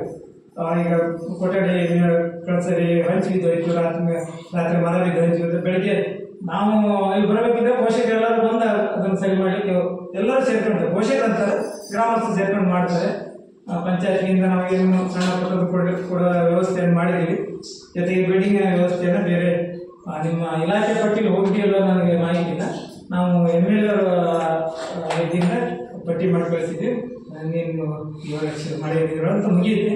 ಸರ್ಕಾರ ಗೊತ್ತಲ್ಲ, ಅನುದಾನ ಬರೋದು ಬೇರೆ ಲೇಟ್ ಆಗುತ್ತೆ. ಜೊತೆಗೆ PI ಯೋಜನೆ ಪಟ್ಟಿ ಹೋಗೋದು ಒಟ್ಟಿನಲ್ಲಿ ಮಳೆಗಾಲದಷ್ಟೊಳಗೆ ಇರುತ್ತೆ. ಅಂತ ಶಿಕ್ಷಕ ಮುಂಚೆ ಜಾಗೃತಿಯಾಗಿ ಹೇಳಿದಾಗ ನಾನು ಅವತ್ತೇ ಹೇಳಿದೆ ಮಾಸ್ಟರ್ಗೆಲ್ಲ ಶಾಲೆಯಲ್ಲಿ ಪುಸ್ತಕ ಬೇಡ ಅಂತ ಸಮಸ್ಯೆ ಐತ್ರಿ, ಇಲ್ಲಿ ರಂಗಮಂದಿರದಲ್ಲಿ ಕೂರಿಸಿ ಅಂತ ಅವತ್ತಿನ ದಿನ ಹೇಳಿದ್ದೆ ಅವರಿಗೆ. ಆದಷ್ಟು ಈ ಬೆಂಚಿನ ಕಡೆ ಕೂರಿಸ್ಕೊಳ್ಳಿ. ಜೊತೆಗೆ ಮಕ್ಕಳ ಹೇಳಿದಾಗ ಶಾಲೆಗೆ ಸರ್ಕಾರಿ ಶಾಲೆಗಳಿಗೆ ಕಡೆ ಮಕ್ಕಳನ್ನು ಹೆಚ್ಚನ್ನು ಕಳಿಸ್ತಾ ಇದ್ದರೆ ಇನ್ನೂ ಜಾಸ್ತಿ ಆಗೋದು. ನಾನು ಒಂದನ್ನು ನೆನಪು ಮಾಡ್ಲಿಕ್ಕೆ ಇಷ್ಟಪಡ್ತೀನಿ. 2 ಮಗು ಇದ್ದಾಗ ನಾರಾಯಣ್ ಸರ್ ಹೇಳಿದಾಗೆ 2 ಮಗು ಇದ್ದಾಗ ಎಷ್ಟೊಂದು ಕಷ್ಟಪಟ್ಟಿದ್ದೀವಿ ಆ ಶಾಲೆ ಮುಗಿಸ್ಕೊಳ್ಳಿಕ್ಕೆ ಅಂದ್ರೆ ಊರಿನವರು ಅಂದರೆ ಅದು ಹೇಳಬಾಗ್ತಿರೋದು. ರಾಮಪ್ಪ ಸರ್ BO ಆಗಿದ್ದು ಸ್ವಲ್ಪ ನಮ್ಗೆ ದೂರ ಸಂಬಂಧನೂ ಹೌದು. ಮದುವೆ ಮನೆ ಹೋದ ಸಮೇತವಾಗಿ ಅವ್ರ ಹತ್ರ ಚರ್ಚೆ. ಅವರು ನಮ್ಮ ರವಿ ಸರ್ ಇದ್ದರು 2 ಸರಿ ಬಂದು ಶಾಲೆಯನ್ನು ಕ್ಲೋಸ್ ಮಾಡೋಣ, ಮರ್ಜ್ ಮಾಡೋಣ. ಒಂದ್ಸರಿ ನಡವಳಿಕೆನೂ ಮಾಡಿದ್ರು, ನಡವಳಿಗೂ ವಿರುದ್ಧವಾಗಿ ಮಾಡಿದ್ವಿ. ನಡವಳಿಗೂ ಮಾಡಿದ್ರು. 2 ಮಗು ಇದ್ದಾಗ ಶಾಲೆ ಇಟ್ಕೊಳ್ಳೋಕ್ಕಲ್ಲ. BO ನಮ್ಗೆ ಒತ್ತಡ ತಂದಿದ್ದಾರೆ. BO ಇವರಿಗೆ ನಮ್ಮ ರವಿ ಸರ್ ಅವರಿಗೆ ನಾನು ನೇರವಾಗಿ ಹೇಳಿದೆ, ನನ್ನ ಮಗನಿಂದನೇ RTO ರಿಪೋರ್ಟ್ ಕೋಟಿ ಹಾಕಿಸ್ತೀನಿ. ನಾನು ಸರ್ವ ಶಿಕ್ಷಣ ಅಭಿಯಾನ ಪ್ರಕಾರವಾಗಿ ಮಗು ಎಲ್ಲಿ ಕಲಿಸನ್ನ ಅಪೇಕ್ಷೆ ಇರುತ್ತೆ ಅಲ್ಲೇ ಕಲಿಸ್ಬೇಕು, ಆರೋಗ್ಯಗಳು ಹೋಗ್ತೀವಿ. ರಾಮಪ್ಪ ಸರ್ ಹತ್ರ ಇದನ್ನೇ ಚರ್ಚೆ ಮಾಡಿದ್ದೆ. ನಾನು ಯಾವುದೇ ಕಾರಣಕ್ಕೂ ಶಾಲೆ ಮುಗಿಬಿಟ್ಟು ಒಂದು ಮಗು ಹೋದ್ರು ನಾನು ಶಾಲೆ ಉಳಿಸ್ಕೊಂಡಿರ್ತೀವಿ. ಅದಕ್ಕೆ ಸಹಕಾರವಾಗಿ ಮುಂದಿನ ದಿನಗಳಲ್ಲಿ ಇರ್ತಕ್ಕಂಥ ಪೋಷಕರು ನಮ್ಗೆ ಸಹಕಾರ ಕೊಟ್ಟರು ಅಂತ ಹೇಳಿ ಇಷ್ಟಪಡ್ತೀನಿ. ಯಾಕಂದರೆ ನಮ್ಮ ಮಗು ಒಂದು ಇಟ್ಕೊಂಡು ಆ ವರ್ಷ ಕ್ಲೋಸ್ ಆಯಿತು, 2 ಮಗು ಇದ್ರು. ನೆಕ್ಸ್ಟ್ ವರ್ಷ ಮತ್ತು 3 ಮಗು ಬಂದರು. 3 ಮಗು ಅಂದರೆ ಫಸ್ಟ್ 2 ಮಗು, 3 ವರ್ಷ 2 ಮಗು ಉಳಿದಿದೆ. ಇನ್ನೊಂದು ಅದೃಷ್ಟ ಅಂತ ಹೇಳಿದ್ರೆ ಕೊರೋನಾ ಬರಲಿಕ್ಕೆ ನಮ್ಮ ಶಾಲೆಗಳಿಗೆ 199% ಅದು ಅನುಕೂಲ ಆಯಿತು. ಶಿಕ್ಷಣ ಇಲಾಖೆ ಬಗ್ಗೆ ಈ ಅಧಿಕಾರಿಗಳಿಗೆ ಹೆಚ್ಚು ಒತ್ತಡ ಕೊಟ್ಟಿಲ್ಲ. ಇಲ್ಲೇ CRP ಅವ್ರು ಏನು ಮಾಡ್ತಿದ್ರು, ದಿನ ಒತ್ತಡ ಕೊಟ್ಟು ಏನೋ ಒಂದು ಮಾಡಿಬಿಡ್ತಿದ್ರು. ಇಲಾಖೆಯವರು ಏನು ಮಾಡಿದ್ರು, ಶಿಕ್ಷಕರಿಗೆ ಒತ್ತಡ ಕೊಡಲಿಕ್ಕಾಗಲಿಲ್ಲ, ಉಳ್ಕೊಂತು. ಅದು ನಮ್ಮ ಅದೃಷ್ಟ. ಮುಂದಿನ ದಿನಗಳಲ್ಲಿ ಶಾಲೆಗಳ ಮಕ್ಕಳನ್ನ ಜಾಸ್ತಿ ಕೇಳಿ. ಅದ್ರ ಜೊತೆಗೆ ಇನ್ನೊಂದು ಅಭಿನಂದನೆ ಅಂತ ಹೇಳಿದ್ರೆ ನಮ್ಮ ಶಿಕ್ಷಕರು ಮತ್ತು ನಮ್ಮ STMCರು ಸಹ ಶಿಕ್ಷಣ ಕಾಣಲಿಕ್ಕೆ ಬಹಳ ಕಷ್ಟಪಟ್ಟು ಏನೋ ಮಾಡಿ ಧರ್ಮಸ್ಥಳ ಗ್ರಾಮಾಭಿವೃದ್ಧಿ ಯೋಜನೆಯಲ್ಲಿ ನಾವು ಅಭಿನಂದನೆ ಹೇಳೋದು. ಒಬ್ಬರು ಶಿಕ್ಷಕರು ನಾವು ಅನುಭವಿಸಿದ್ದೀವಿ. ಮಕ್ಕಳಿಗೆ ಏನನ್ನೂ ಮಾಡ್ಲಿಕ್ಕಾಗಲ್ಲ. ಮಗುವಿನ ಚಟುವಟಿಕೆಗಳನ್ನು ಗಮನಿಸ್ಲಿಕ್ಕೆ ಸಾಧ್ಯ ಇಲ್ಲ. ನಾವು ಮಾಸ್ಟರ್ ಬಗ್ಗೆ ನಾವು ತಪ್ಪು ಕಲ್ಪನೆಗಳನ್ನ ಹೊರಗಡೆ ಎಷ್ಟೇ ಬೇಕಾದ್ರೆ ಹೇಳ್ಬೋದು. ಆ ಒತ್ತಡಗಳು ಅಷ್ಟೇ ಇರುತ್ತೆ ಒಂದು ಇಲಾಖೆಯಲ್ಲಿ. ಅವ್ರದ್ದು ಇಲಾಖೆಯ ಒತ್ತಡಗಳು, ಇಲಾಖೆಯಲ್ಲಿರ್ತಕ್ಕಂಥ ದಾಖಲಾತಿಗಳು, ಶಾಲೆ ಅದನ್ನೇ ಮಾಡಲಿಕ್ಕೆ ಒಬ್ಬ ಶಿಕ್ಷಕರಿಗೆ ಅವಕಾಶ. ಒಂದು ದಿನಗಳಲ್ಲಿ ಮಾಡ್ತಕ್ಕಂಥ 6 ಗಂಟೆ ಪಾಠದಲ್ಲಿ 4 ಗಂಟೆ ಅದನ್ನೇ ಮಾಡಬೇಕಾಗುತ್ತೆ. 2 ಗಂಟೆಯನ್ನು 4 ಕ್ಲಾಸ್ಗಳಲ್ಲಿ ಮಾಡಲಿಕ್ಕೆ ಸಾಧ್ಯವೇ ಇಲ್ಲ. ಹಾಗಾಗಿ ಬಹಳ ಕಷ್ಟ ಇದೆ. ಸಹ ಶಿಕ್ಷಕರಿಗೆ ಒಳ್ಳೆ ಚೆನ್ನಾಗಿ ಕೆಲಸ ಮಾಡ್ಕೊಂಡು ಹೋಗ್ತೇವೆ. ಅವ್ರು ಬಂದ ನಾನು ಶಾಲೆ ಬಂದಿರೋದು ಒಂದೇ ಸರಿ. ಕೆಲವು ಅಷ್ಟೆಲ್ಲ ಹೊರಗಡೆ ನಾವು ಗಮನಿಸ್ತೀವಿ ನಾವು. ಹಾಗಾಗಿ ಶಾಲೆ ಚೆನ್ನಾಗಿ ನಡೀತಿದೆ. ಇನ್ನು ಮುಂದೆ ನಡ್ಕೊಂಡು ಹೋಗ್ಲಿ. ನಮ್ಮ ಪಂಚಾಯತಿಯಿಂದ ಏನು ಸಣ್ಣ ಪುಟ್ಟ ಅನುದಾನಗಳು ಮಾಹಿತಿಗಳನ್ನು ಕೊಡ್ತಾರೆ. ಇನ್ನೊಂದು ಮುಖ್ಯವಾಗಿ ಹೇಳ್ತಕ್ಕಂಥದ್ದು ಈ ಮೂಲಕ ನಾನು ಹೇಳಲಿಕ್ಕೆ ಇಷ್ಟಪಡ್ತೀನಿ, ಗ್ರಾಮ ಪಂಚಾಯತಿಯಲ್ಲಿ ಸದಸ್ಯರು ಒಬ್ಬರೇ ಹೋಗಿ ಕೇಳಲಿಕ್ಕೆ ಬರಲು ನೀವು ಡಿಮ್ಯಾಂಡನ್ನು ಇಟ್ಟಾಗ ನಾವು ಅಲ್ಲಿ ಚರ್ಚೆ ಮಾಡಲಿಕ್ಕೆ ಅವಕಾಶ ಇರುತ್ತೆ. ಅದನ್ನು ಹೇಳಿದ್ದೀನಿ. ಡಿಮ್ಯಾಂಡು ನಮ್ಮ ಶಾಲೆ ಮಾಸ್ಟರ್ ಒಂದು 2-3 ಸರಿ ಬಂದು ನಮ್ಮ ಶಾಲೆ ಇದ್ದೋಗ್ತಾ ಇದೆ, ನಮ್ಗೆ ಸರಿ ಮಾಡಿಕೊಡಿ ಅಂತ 2-3 ಸರಿ ಬಿಟ್ಟು ಅವಾಗ ನಮ್ಗೆ ಡಿಮ್ಯಾಂಡ್ ಮಾಡಲಿಕ್ಕೆ ಆಗುತ್ತೆ. ನಮ್ಮ ಪಂಚಾಯತಿ ವ್ಯಾಪ್ತಿಯಲ್ಲಿ ಬೇರೆ ಬೇರೆ ಶಾಲೆಗಳಿದ್ದಾರೆ. ನಾವು ವಾರ್ಡಿಗೆ ಒಬ್ಬರಿದ್ದೀವಿ, 3 ಜನ ಒಂದು ವಾರ್ಡಿಗೆ ಇದ್ದಾರೆ ಮತ್ತೆ ಅದು ಒತ್ತಡ ಮಾಡಿ ಆ ಕಡೆ ಹೇಳ್ಕೊಂಡು ಹೋಗ್ಲಿಕ್ಕೆ ಅವಕಾಶ ಮಾಡಿಕೊಡ್ತಾರೆ. ನಾವು ಒಬ್ಬರು ಮಾತಾಡಿದ್ರೆ ಹಾಗೆ 4 ಜನ ಮಾತಾಡಿದ್ರೆ ಹಾಗೆ ಅವರು ನಮ್ಮ ಊರಿನ ಒತ್ತಡಗಳಿದ್ದಾಗ ನಾವು ತರಲಿಕ್ಕೆ ಅನುಕೂಲಗಳಾಗುತ್ತೆ. ಜೊತೆಗೆ ಗ್ರಾಮ ಪಂಚಾಯತಿ ಇತ್ತೀಚಿನ ದಿನಗಳಲ್ಲಿ ನಮ್ಮ ಭಾಗಕ್ಕೆ ಹೆಚ್ಚಿನ ಆದ್ಯತೆ ಕೊಡ್ತಾ ಇದೆ. ಯಾಕಂತ ಹೇಳಿದ್ರೆ ಯಾವುದೇ ಶಾಲೆ ಹೇಳಿದಾಗೆ ನಮ್ಮ ಪಂಚಾಯತಿಯಲ್ಲಿ 3 ಶಾಲೆಗಳನ್ನು ಆಯ್ಕೆ ಮಾಡಿದ್ದೇವೆ. ಇನ್ನೊಂದು 21, 22ರಲ್ಲಿ ಇಡೀ ಪಂಚಾಯತಿಗೆ ನಮ್ಮ ಶಾಲೆಯನ್ನು ಮಾತ್ರ ಸುಣ್ಣ ಮಣ್ಣಕ್ಕೆ ಆಯ್ಕೆ ಮಾಡ್ಕೊಂಡಿದ್ವಿ. ಅದಕ್ಕೆ ಅಲ್ಲೂ ನಾವು ಹೆಚ್ಚಿನ ಅನುದಾನಗಳನ್ನು ತಗೊಳ್ತೀವಿ. ಏನಾಗಿದೆ, ಕಂಪೌಂಡ್ ಹೇಳಿದ್ರು. ಕಂಪೌಂಡು ಉದ್ಯೋಗ ಖಾತ್ರಿ ಗ್ರಾಮೀಣ ಯೋಜನೆಯಲ್ಲಿ ಮೊದಲೆಲ್ಲ ಬಹಳಷ್ಟು ಅವಕಾಶ ಇತ್ತು. ಈಗ ಪಂಚಾಯತಿಗೆ ಏನಾಗಿದೆ, ಒಂದು ವಾರ್ಡ್ ಇಂತಿಷ್ಟೇ ಅಂತ ಡಿಸಿಷನ್ ಮಾಡಿದ್ರು. ಕಳಸರಿ ನಮ್ಮ ಪಂಚಾಯತಿ ಇಲ್ಲ, ಅದನ್ನು ತಂದ್ಬೇಕು. ಸರ್ಕಾರದ ಮಾತಾಡೋದು ಕೂಡ ಗೊತ್ತಿಲ್ಲ. ಅದಕ್ಕೆ ಹೋದರೆ ನಮಗೆ 60 ಲಕ್ಷ ನಮ್ಮ ಟಾರ್ಗೆಟ್ ಮಾಡಿದ್ರು ನಮ್ಮ ಪಂಚಾಯತಿಗೆ. ಈಗ ಅದನ್ನು 42 ಲಕ್ಷಕ್ಕೆ ಮಾಡಿದ್ದಾರೆ. ನಾಗರಿಕರಿಗೆಲ್ಲ ಗೊತ್ತಿದೆ. 42 ಲಕ್ಷವನ್ನು ನಾವು ಇಡೀ ಪಂಚಾಯತ್ ವ್ಯಾಪ್ತಿಯಲ್ಲಿ ರಸ್ತೆ ಇರ್ಬೋದು, ಹಳ್ಳಕೊಳ್ಳ ಇರ್ಬೋದು, ಜಾನುವಾರು ಕುಡಿಯೋ ನೀರಿನ ವ್ಯವಸ್ಥೆ ಇರ್ಬೋದು, ಎಲ್ಲವನ್ನೂ ಮಾಡಬೇಕು. ನಮ್ಮ ವಾರ್ಡಿಗೆ ಒಂದು 2 ಲಕ್ಷ ಬರುತ್ತೆ. ಅದರ ಪಟ್ಟಿಗೆ 2 ಲಕ್ಷ ರೂಪಾಯಿ ಕಂಪೌಂಡ್ ಮಾಡಲಿಕ್ಕೆ ಕನಿಷ್ಠ ಅಂದರೆ ನಮ್ಮ ಈ ಕಂಪೌಂಡಿಗೆ 5 ಲಕ್ಷ ಬೇಕು. 5 ಲಕ್ಷವನ್ನು ನಮ್ಮ ಪಂಚಾಯತಿಗೆ ಕೊಡಲಿಕ್ಕೆ, ಒಂದು ವಾರ್ಡಿಗೆ ಕೊಡಲಿಕ್ಕೆ ಉಳಿದ ಸದಸ್ಯಗಳು ಒಪ್ಪೋದಿಲ್ಲ. ಹಾಗಾಗಿ ಕಷ್ಟ ಆಗಿರುತ್ತೆ. ಇದರಲ್ಲಿ ಮಾಡಿಸಬಾರ್ದು ಅನ್ನೋದು ನಮ್ದೇನಿಲ್ಲ. ಜನರ ಸಹಕಾರಗಳಿದ್ರೆ, ಉದಾಹರಣೆ ನಾವೀಗ ಬಾಲಾಗಬೇಕು ಇದ್ರಾಗೆ ಕೆಲವಷ್ಟು ಜನ ದಾನಿಗಳಿಂದನೇ ಆಗಿರ್ಬೋದು. ಗೇಟ್ ಆಗಿರ್ಬೋದು, ಮೇಲ್ಗಡೆ ಆ ಬೋರ್ಡ್ ಆಗಿರ್ಬೋದು, ಬೋರ್ಡನ್ನು ದಾನಿಗಳೇ ಕೊಟ್ಟಿರ್ಬೋದು. ಶಾಲೆ ರಿಪೇರಿ ಬಂದಾಗ ಕೆ ವಿ ಕೃಷ್ಣಮೂರ್ತಿ ಇರ್ತಾರೆ, ಕರಿಮನಿಯವರು ಕೆಲಸ ಮಾಡಿದಾಗ ನಾವು ಅಷ್ಟೇ ಹೇಳಿದ್ವಿ, ಇದು ಮಾಡಿದ್ರೆ ಒಂದು ಬೋರ್ಡ್ ಮಾಡಿಕೊಟ್ರಿ ಮದುವೆ ಅಂತ. ಅದ್ರ ಜೊತೆಗೆ ಅದನ್ನು ಮಾಡಿಕೊಟ್ರು. ಈ ಗೇಟ್ ಮಾಡಿಕೊಟ್ರು. ಗೇಟು ಅರ್ಧ ಭಾಗವನ್ನು ಸರ್ಕಾರದ ನಮ್ಮ ಶಾಲೆಯಿಂದ ಹಾಕಿ ಅರ್ಧ ಭಾಗವನ್ನು ದಾನಿಗಳೇ ಕೊಟ್ಟರು. ಹಾಗೆಲ್ಲ ಮಾಡಿದ್ರು ಕೆಲವೆಲ್ಲ ಕೆಲಸಗಳು. ದಾನಿಗಳಲ್ಲಿ ಸರ್ಕಾರಿ ಶಾಲೆಗಳಲ್ಲಿ ಒಂದು 50% ನಮ್ಮ ದಾನಿಗಳು ಮಾಡಿದ್ರೆ ಉತ್ತಮ ಶಾಲೆಗಳನ್ನು ಮಾಡಲಿಕ್ಕೆ ಅವಕಾಶ ಇದೆ. ಅದ್ರ ಜೊತೆಗೆ ಶ್ರಮ ಹಾಕಿದ್ರೆ ಎಲ್ಲವನ್ನೂ ಮಾಡಲಿಕ್ಕೆ ಅವಕಾಶ ಇದೆ. ಇಲ್ಕುಂಜಿ ಶಾಲೆ ಹೇಳಿದ್ರು. ಇಲ್ಕುಂಜಿ ಒಂದು 7-8 ವರ್ಷದ ಹಿಂದೆ ಏನೇನು ವ್ಯವಸ್ಥೆಗಳಲ್ಲಿ ಸ್ವಲ್ಪ ಮಾಡ್ತಾ ಇದ್ದಾರೆ. ಹಾಗೆ ನಮ್ಮ ಶಾಲೆ ಕಂಪೌಂಡ್ ಹೊರಗಡೆ ತಂತಿ ಬೇರೆ ಅದೆಲ್ಲ ಶಾಲೆ ಅನುದಾನ ಅಲ್ಪ ಸ್ವಲ್ಪ ಉಪಯೋಗಿಸ್ಕೊಂಡು ಶ್ರಮದಾನದಿಂದ ಇದಿಷ್ಟು ಫೀಲ್ಡ್ಗಳನ್ನು ಶ್ರಮದಾನದಲ್ಲೇ ಮಾಡಿರ್ತಕ್ಕಂಥದ್ದು ಮುಂದಿನ ದಿನಗಳಲ್ಲಿ ಮಾಡಿ ಅಂತ ಹೇಳ್ತಾ ಗ್ರಾಮ ಪಂಚಾಯತಿಯಲ್ಲಿ ಬರ್ತಕ್ಕಂಥ ನಮ್ಮ ಅನುದಾನ ಜೊತೆಗೆ ಜಿಲ್ಲಾ ಪರಿಷತ್ ಇಲ್ಲ, MLA MP ಎಲ್ಲರಿಂದ ತರುವಂಥ ನಾವು ಪ್ರಯತ್ನ ಮಾಡ್ತೀವಿ ಅಂತ ಹೇಳ್ತಾ ಮಾತಾಡೋಕ್ಕೆ ಅವಕಾಶ ನಿಮ್ಮೆಲ್ಲರಿಗೂ ಈ ಕಾರ್ಯಕ್ರಮದಲ್ಲಿ ನಮ್ಮ ಅಭಿಪ್ರಾಯವನ್ನು ನೀಡಿದ ಧನ್ಯವಾದಗಳು. ಈಗ ನಮ್ಮ ಶಾಲೆಯ ಮುಖ್ಯ ಶಿಕ್ಷಕರಾದ ಎಸ್ ಚಂದ್ರಶೇಖರ ಈ ಕಾರ್ಯಕ್ರಮದ ಅನಿಸಿಕೆಗಳನ್ನು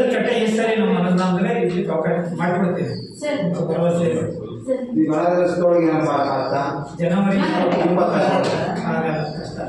ನಮ್ಮ ಶಾಲೆಯ ಅನುದಾನಗಳು ನಮ್ಗೆ ಯಾವುದು ಇಲ್ಲ, ಇಲ್ಲೇ ಇಲ್ಲ. ಜೊತೆ ಮುಂಗಡವಾಗಿ ಮಾಡ್ಕೊಂಡಾಗ ಏನಾಗುತ್ತೆ ಸರ್, ನಿಮ್ಮ ಹಣ ಬರ್ದೇ ನೋಡಿ ಅದ್ರ ಬಗ್ಗೆ ಪ್ರಯತ್ನ ಮಾಡ್ತೀವಿ. ಒಂದು 10-15 ನಾವು ಹಣದ ವ್ಯವಸ್ಥೆ ಮಾಡ್ತೇನೆ. ಅದಕ್ಕಿಂತ ನಿಮ್ಮ ಶಾಲೆ ಮಕ್ಕಳನ್ನ ಹೆಚ್ಚಾಗಿ ಸೇರ್ಸಕ್ಕೆ ಸೌಲಭ್ಯ ಸೌಕರ್ಯಗಳನ್ನ ಸೌಲಭ್ಯಗಳನ್ನು ಕೇಳಿ ನಮ್ಮ ಮಕ್ಕಳಿಂದ ಸೇರಿಸ್ಬಿಟ್ಟು ಕೇಳಿ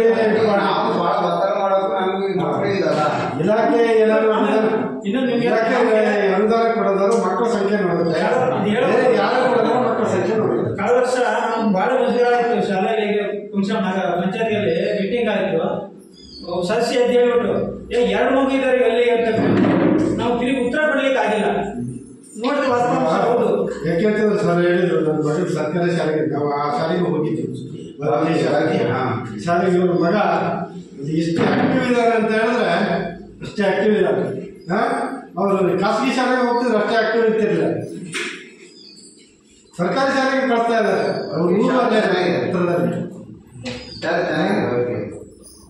ಹಾಗೆ ಎಲ್ಲ ಶಿಕ್ಷಕರು ಅದೇ ರೀತಿ ಆದರೆ ಎಷ್ಟೋ ಸರ್ಕಾರಿ ಶಾಲೆಗಳು ಈಗ ಸರ್ಕಾರಿ ಶಾಲೆಗಳಲ್ಲಿ ಉತ್ತಮ ಗುಣಮಟ್ಟದ ಶಿಕ್ಷಕರಿದ್ದಾರೆ.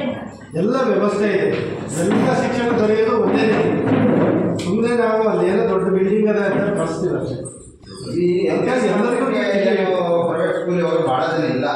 ಈಗ ಅವಾಗಿದ್ದು ಹೋಗ್ತಿದ್ರು, ಅವರೆಲ್ಲ ಈಗ 6ನೇ ಕ್ಲಾಸ್ ದಾಟಿದ್ದಾರೆ.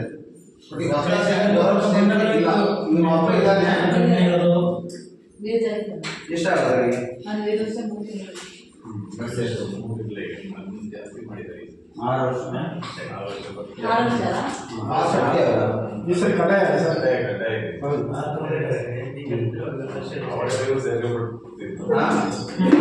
ಇಲ್ಲ ಮಾಡಿದ್ದಾರೆ. ಇಷ್ಟು ಪ್ರಾಬ್ಲಮ್ ಇಲ್ಲ. ಒಂದೇ ಹೋಗೋದು 5ನೇ ಕ್ಲಾಸಿಂದ 8ನೇ ಟ್ರೈ ಮಾಡಿ. ಅದೆಷ್ಟು ಮುಂದೆ ಮೇನ್ ರೂವಾರಿಗಳು ಅವರೇ ಮಾತಾಡ್ತಾರೆ. ಕೊನೆಯ ಹಂತದಲ್ಲಿದ್ದೀವಿ. ನಮ್ಮ ಇಲಾಖೆಯಿಂದ ಸಂಪನ್ಮೂಲ ವ್ಯಕ್ತಿ ಇರತಕ್ಕಂಥ ನಾಗರಾಜ್ ಸಹ ಅವರು ಇಲಾಖೆಯ ನಿಯಮಗಳನ್ನು ಹೇಳಿದ್ದಾರೆ, ಇಲಾಖೆಯ ಆದೇಶಗಳನ್ನು ಸಹ ಹೇಳ್ತಾ ಇರ್ತಾರೆ, ಸಹಕರಿಸ್ತಾರೆ. ಹಾಗೂ ಇವರು ನೋಡಲಾಗಿರ್ತಕ್ಕಂಥ ಅವರು ಸಹ ಮಾಹಿತಿಗಳನ್ನು ತಿಳಿಸಿದ್ದಾರೆ. ಅವರ ಏನು ರಿಪೋರ್ಟ್ ಹಾಕಿ ಏನಾಗಬೇಕು ಅಂತ ವಿಚಾರವನ್ನು ನಾಗೇಶ್ ಅವರು ತಿಳಿಸಿದ್ದಾರೆ. ಹಾಗೂ ನಮ್ಮ ಶಾಲೆಯ ಎಸ್ಟಿಎಸ್ ಅಧ್ಯಕ್ಷರು ಸಹ ಮೊನ್ನೆ ಒಂದು ಖುಷಿ ಮೊನ್ನೆ ನಮ್ಮ ಶಾಲೆಗೆ ಹೋದರೆ ಲಂಡನ್ ಕ್ರಿಕೆಟ್ ಬೆಳೆದಿತ್ತು. ನನಗೆ ಟೈಮ್ ಆಗಿಲ್ಲ, ಟ್ರೈನಿಂಗ್ ತರಬೇತಿ ಇತ್ತು. ಆ ವಿಚಾರ ನಾನು ಕತ್ತಿದ್ದೇನೆ ಇಟ್ಟು ಹೋಗಿದ್ದು ಮನೆಯಲ್ಲಿ ಬಂದು ಕ್ಲೀನ್ ಮಾಡಾಗಿದ್ದು. ಹಾಗಾಗಿ ಅಧ್ಯಕ್ಷರು ಶಾಲೆ ತುಂಬ ನಿಗಾವಹಿಸ್ತಾರೆ. ತಮ್ಮ ಕೈಯಲ್ಲಿ ಏನೋ ಸಹಕಾರ ಆಗೋದು, ಅಮೌಂಟಲ್ಲಾಗೋದು ಪರವಾಗಿದ್ದು ಕೈಯಲ್ಲಿ ಏನಾಗುತ್ತೆ ಅದನ್ನು ಸಹಕಾರ ಮಾಡೋದು, ಅದು ಭಾಳ ಇಷ್ಟ ಆಗ್ತದೆ. ಅಕಸ್ಮಾತ್ ಕೆಲಸಗಾರರು ಸಹಾಯ ಮಾಡಿರ್ತಾರೆ, ಅವರು ಅದೇ ರೀತಿ ಮುಂದುವರ್ಸ್ಕೊಂಡು ಹೋಗಿ ಅಂತ ಹೇಳ್ತಾರೆ. ಹಾಗೂ ಗ್ರಾಮ ಪಂಚಾಯತಿಯ ಜಾತಕ ಕೊಟ್ಟರು ಸಹ ಅವರು ನಾನು 2023 ಜುಲೈನಲ್ಲಿ ವರ್ಗಾವಣೆಗೊಂಡು ಬಂದೆ. ವರ್ಗಾವಣೆಗೊಂಡು ಬಂದಾಗ ಶಾಲೆ ಮೊದಲ ಸ್ಥಿತಿ ಹೊಸದಾಗದೆ ಒಂದು ಸೃಷ್ಟಿ ಮಾಡ್ಕೊಂಡೆ. ಆ ಕೆಳಗಡೆ ಕರೆಕ್ಟಲ್ಲಿ ಮಾಡಿದ್ರು ನರಿಕರಿ ರೂಮು ಏನೇ 14 ನರಿಕರಿ ಬ್ಯಾಗ್ ಕಾಡುಗಳನ್ನು ಜೋಡಿಸ್ಕೊಂಡು ಹೊಸದಿಂದ ಆರಂಭ ಮಾಡ್ಕೊಂಡಿದ್ದೆ. ಬೆಲ್ಲು ಸ್ವತಃ ಇರಲಿಲ್ಲ. ರವಿಯವ್ರಿಗೆ ಹೇಳಿ ನನ್ನ ಸಹಕಾರದಿಂದ ನಾನು ಮಾಡ್ತಾ ಇರ್ತೇನೆ. ಅದ್ರ ಜೊತೆ ನಾನು ಕೇಳ್ಕೊಂಡ್ರೆ ಪೋಷಕರ ಸಹಕಾರ ಭಾಳ ಮುಖ್ಯ. ಪೋಷಕರ ಸಹಕಾರ ಕೊಟ್ಟರೆ ನಾವು ಜೊತೆಗೆ ಇರ್ತೀವಿ. ಯಾಕಂದರೆ ನಮ್ಮ ಒಬ್ಬರಿಂದ ಎಲ್ಲ ಮಾಡಲಿಕ್ಕೂ ಸಾಧ್ಯ ಆಗಲ್ಲ. ಯಾಕಂದರೆ ನಮಗೂ ಪಾಠಗಳಿರುತ್ತೆ, ಇಲಾಖೆ ಕೆಲಸಗಳಿರ್ತವೆ. ನಾವು ಎಷ್ಟು ಗಮನ ಹರಿಸ್ಬೋದು ಅಷ್ಟು ಮಾಡ್ತಾನೆ ಇರ್ತೀವಿ. ನಿಮ್ಮ ಸಹಕಾರಕ್ಕೆ ಯಾವಾಗಲೂ ಸಿದ್ಧ. ಅದಕ್ಕಂತೂ ಇದು ಮಾಡಲ್ಲ, ಬಂದೇ ಬರ್ತೀನಿ ನಾನು. ಆಮೇಲೆ ಏನಾಗಬೇಕಾದ್ರೆ ಗೌಡ್ರ ಎದೆ ಮಳೆಗಾಲ ಗಿಡ ಇದೆಯಲ್ಲ, ಅದು ಮತ್ತೆ ನೆಕ್ಸ್ಟ್ ಮಳೆಗಾಲ ಬಂದು ಬೀಳುತ್ತವೆ. ಅದೊಂದು ಹತ್ತೆ ಇವತ್ತೊಬ್ಬರು ಕಾಂಟ್ರಾಕ್ಟರ್ ಹೇಳಿದ್ದಾರೆ, ಅದನ್ನು ನಾಳೆ ಬರ್ತಾರೆ ನೋಡ್ಕೊಂಡಾಗ ಅದೊಂದು ಸ್ವಲ್ಪ ಮಳೆಗಾಲದೊಳಗೆ ಅದು ಆಗಲಿ ಅಂತ ಹೇಳ್ತಾರೆ. ಒಂದು ಟೆಂಡರ್ ಕರೆದು ಆ ವ್ಯವಸ್ಥೆ ರೋಡ್ ಬದಿ ಇರೋದ್ರಿಂದ ಬದಿ ಇರೋದ್ರಿಂದ ಮತ್ತು ಅಲ್ಲಿ ನೋಡಿ ಮಕ್ಕಳು ಆಟ ಬಿದ್ದು ಸಮಸ್ಯೆ ಆಗುತ್ತೆ. ನೆಕ್ಸ್ಟ್ ಮಳೆ ಭಾಳ ಸಮಸ್ಯೆ ಆಗುತ್ತೆ. ಅದೊಂದು ಗಮನದಲ್ಲಿಟ್ಬಿಟ್ಟು ಅದನ್ನು ಬಗೆಹರಿಸಿ ಅಂತ ಹೇಳ್ತಾರೆ. ಹಾಗೂ ಈ ಏನೋ ಇಲಾಖೆ ಏನು ಬರುತ್ತೆ ಸೌಲಭ್ಯ ಅದನ್ನು ಸದುಪಡಿಸ್ಕೊಳ್ತೀವಿ. ಮೊನ್ನೆ ನಾನು ತಂದಿದ್ದೀನಿ, ಮೊನ್ನೆ ಸ್ಪೋರ್ಟ್ಸ್ ಐಟಮ್ ಏನೂ ಇರಲಿಲ್ಲ. ಶಾಲಾ ಹಂತದಲ್ಲಿ ರಿಂಗು ಮತ್ತು ಥ್ರೋಬಾಲು ತಂದಿದ್ದೀನಿ. ಯಾಕಂದರೆ ಒಂದು ಸರ್ ಅಂದರೆ ಎಲ್ಲ ಪೋಷಕರು ಹೆಚ್ಚಿಗೆ ಒತ್ತಡ ಇರೋಕ್ಕೂ ಆಗೋದಿಲ್ಲ. ಈಗ ನಮ್ಮ ಇಲಾಖೆ ಏನು ಅನುದಾನ ಇರುತ್ತೆ ಅದನ್ನು ನೋಡ್ಕೊಂಡು ಅಡ್ಜಸ್ಟ್ ಮಾಡ್ಕೊಂಡು ತರ್ತಾ ಇರ್ತೀವಿ. ಆಮೇಲೆ ಮಕ್ಕಳ ಸಂಖ್ಯೆ ನನಗೆ ಫಸ್ಟ್ ಆಗೋದು ಒಂದು 12 ಮಕ್ಕಳು ಹೋಗ್ಬೋದು ಈ ಶೈಕ್ಷಣಿಕ ವರ್ಷ 25-26 ಸಾಲಿಗೆ. ಒಂದು 10 ಈಗ 8 ಇದೆ, 10 ಅಥವಾ 12 ಆದರೆ ಯಾಕೆಂದರೆ ನಮಗೆ ಇಲಾಖೆಯಿಂದ ಶಿಕ್ಷಕರನ್ನು ಕೊಡಲ್ಲ. ಇಲಾಖೆ ಏನು ಹೇಳುತ್ತೆ 12 ಮಕ್ಕಳು ಇರಲೇಬೇಕು ಅನ್ನೋದು. ಆ ದೃಷ್ಟಿಯಲ್ಲಿ ಹೋದರೆ ಈ ಸರಿ ಹಿಂದಿನ ಸಾರಿ ಕೇಳಿದೆ 24 ಸಾಲ ಎಷ್ಟಿದೆ ಮಕ್ಕಳು ಅಂತ ಕೇಳೋದು, ನೆಕ್ಸ್ಟ್ 25-26 ಕೊಡೋದು. ಹೋದ್ಸರಿ ಮನೆ ನೀವೆಲ್ಲ ಪೋಷಕರು ಹೋಗಿ ಬಂದಿರಿ ಗೊತ್ತಿದೆ. ಇಲ್ಲಿ ಕಂಪ್ಯೂಟರ್ ಶಿಕ್ಷಕರು ಕೊಟ್ಟಲ್ಲ, ಸಂಘದಲ್ಲಿ ಯಾವತ್ತೂ ಕೊಟ್ಟಲ್ಲ. ಜ್ಞಾನ ದೀಪ ಶಿಕ್ಷಕಿ ಅಡಿಯಿಂದ ನಾನು ಇಲ್ಲಿ ಬೆಳಗ್ಗೆ ಸಂಘದಲ್ಲಿ ತಗೊಂಡಿದ್ದೆ. ಅದು ಒಂದು ಬೇಬಿ ಮೇಡಮ್ ಸ್ವಲ್ಪ ಭಾಳ ಪರಿಚಯ ಇದ್ದಾನೆ. ಅವರು ಒಂದು ಒತ್ತಡ ಏನು ಪ್ರಧಾನ ಮಾಡಿ ಬಿಡಲೇ ಆ ಒಂದು ಅಧ್ಯಕ್ಷರು ಸಹ ಭಾಳ ಸಹಕರಿಸಿದ್ದಾರೆ. ಯಾಕಂದರೆ ಸುಪ್ರಿಯ ಪಾಪ ಜೂನ್ ತಿಂಗಳಲ್ಲಿ ಬಂದು ಹಾಗೆ ಮಾಡಿದ್ದಾರೆ. ಇವತ್ತಿನ ಕಾಲದಲ್ಲಿ ದುಡ್ಡಿಲ್ಲದೆ ಯಾರು ಹಾಗೆ ಮಾಡೋದು, ನಮಗೆ ಆಶ್ಚರ್ಯ ಆಯ್ತು. ಹಾಗೆ ಪಾಪ ಜೂನ್ ತಿಂಗಳಿಂದ ಹಾಗೆ ಮಾಡಿ ಆ ಜುಲೈಯಿಂದ ಸ್ಯಾಂಕ್ಷನ್ ಮಾಡಿ ಅವರಿಗೆ ಒಂದು 8,000 ಸಂಭಾವನೆ ಕೊಡ್ತಾರೆ.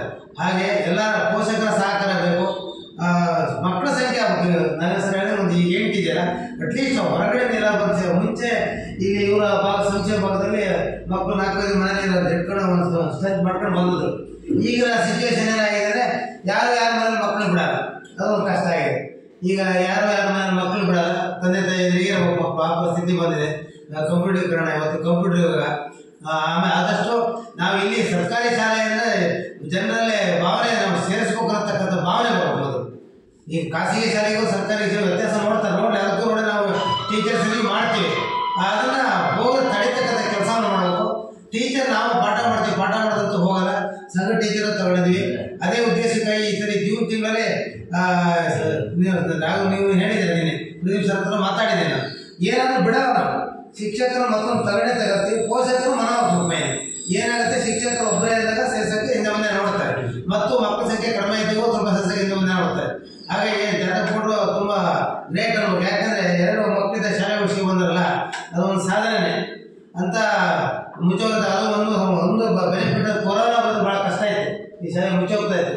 ಅಂಥ ಸಂದರ್ಭದಲ್ಲಿ ನೀವೆಲ್ಲ ಪೋಷಕರು ಶಾಲೆಯನ್ನು ಉಳಿಸ್ಕೊಂಡಿದ್ದೀರ, ಹಾಗೆ ಎಲ್ಲರೂ ಸಹಕಾರ ಕೊಟ್ಟರೆ ಮಕ್ಕಳನ್ನ ದಾಖಲಾತಿ ಹೆಚ್ಚು ಮಾಡಿ. ನಾನು ಬರ್ತೀನಿ ಕರೆದಾಗ, ಬೇಕಾದ್ರೆ ಎಲ್ಲಿ ಶಾಲೆ ಆರಂಭ ಆಗೋದಕ್ಕೆ ಮುಂಚೆನೆ ತಿಂಗಳ ಎಂಡಿಂಗಲ್ಲೇ ಹೋಗೋಣ, ಯಾವ ಮಕ್ಕಳಿದ್ರೆ ಹೇಳಿ ಹೋಗೋಣ, ಮನವೊಲಿಸ ಆದಷ್ಟು ಒಂದು 10 ಮಕ್ಕಳ ಮೇಲೆ ಬೇಕು. ಯಾಕಂದ್ರೆ ಅನುದಾನಗಳು ಬರಲ್ಲ, ಶಿಕ್ಷಕರು ಕೊಡಲ್ಲ, ಸಮಸ್ಯೆಗಳು ಭಾಳ ಆಗ್ತವೆ.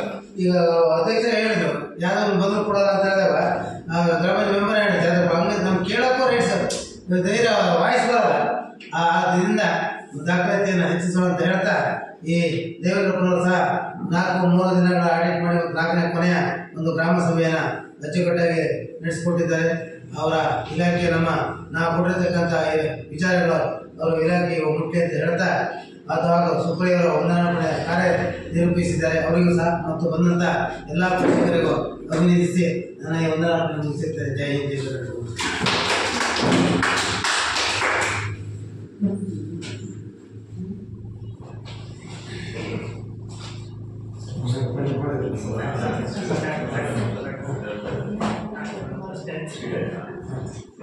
ಸೇವೆ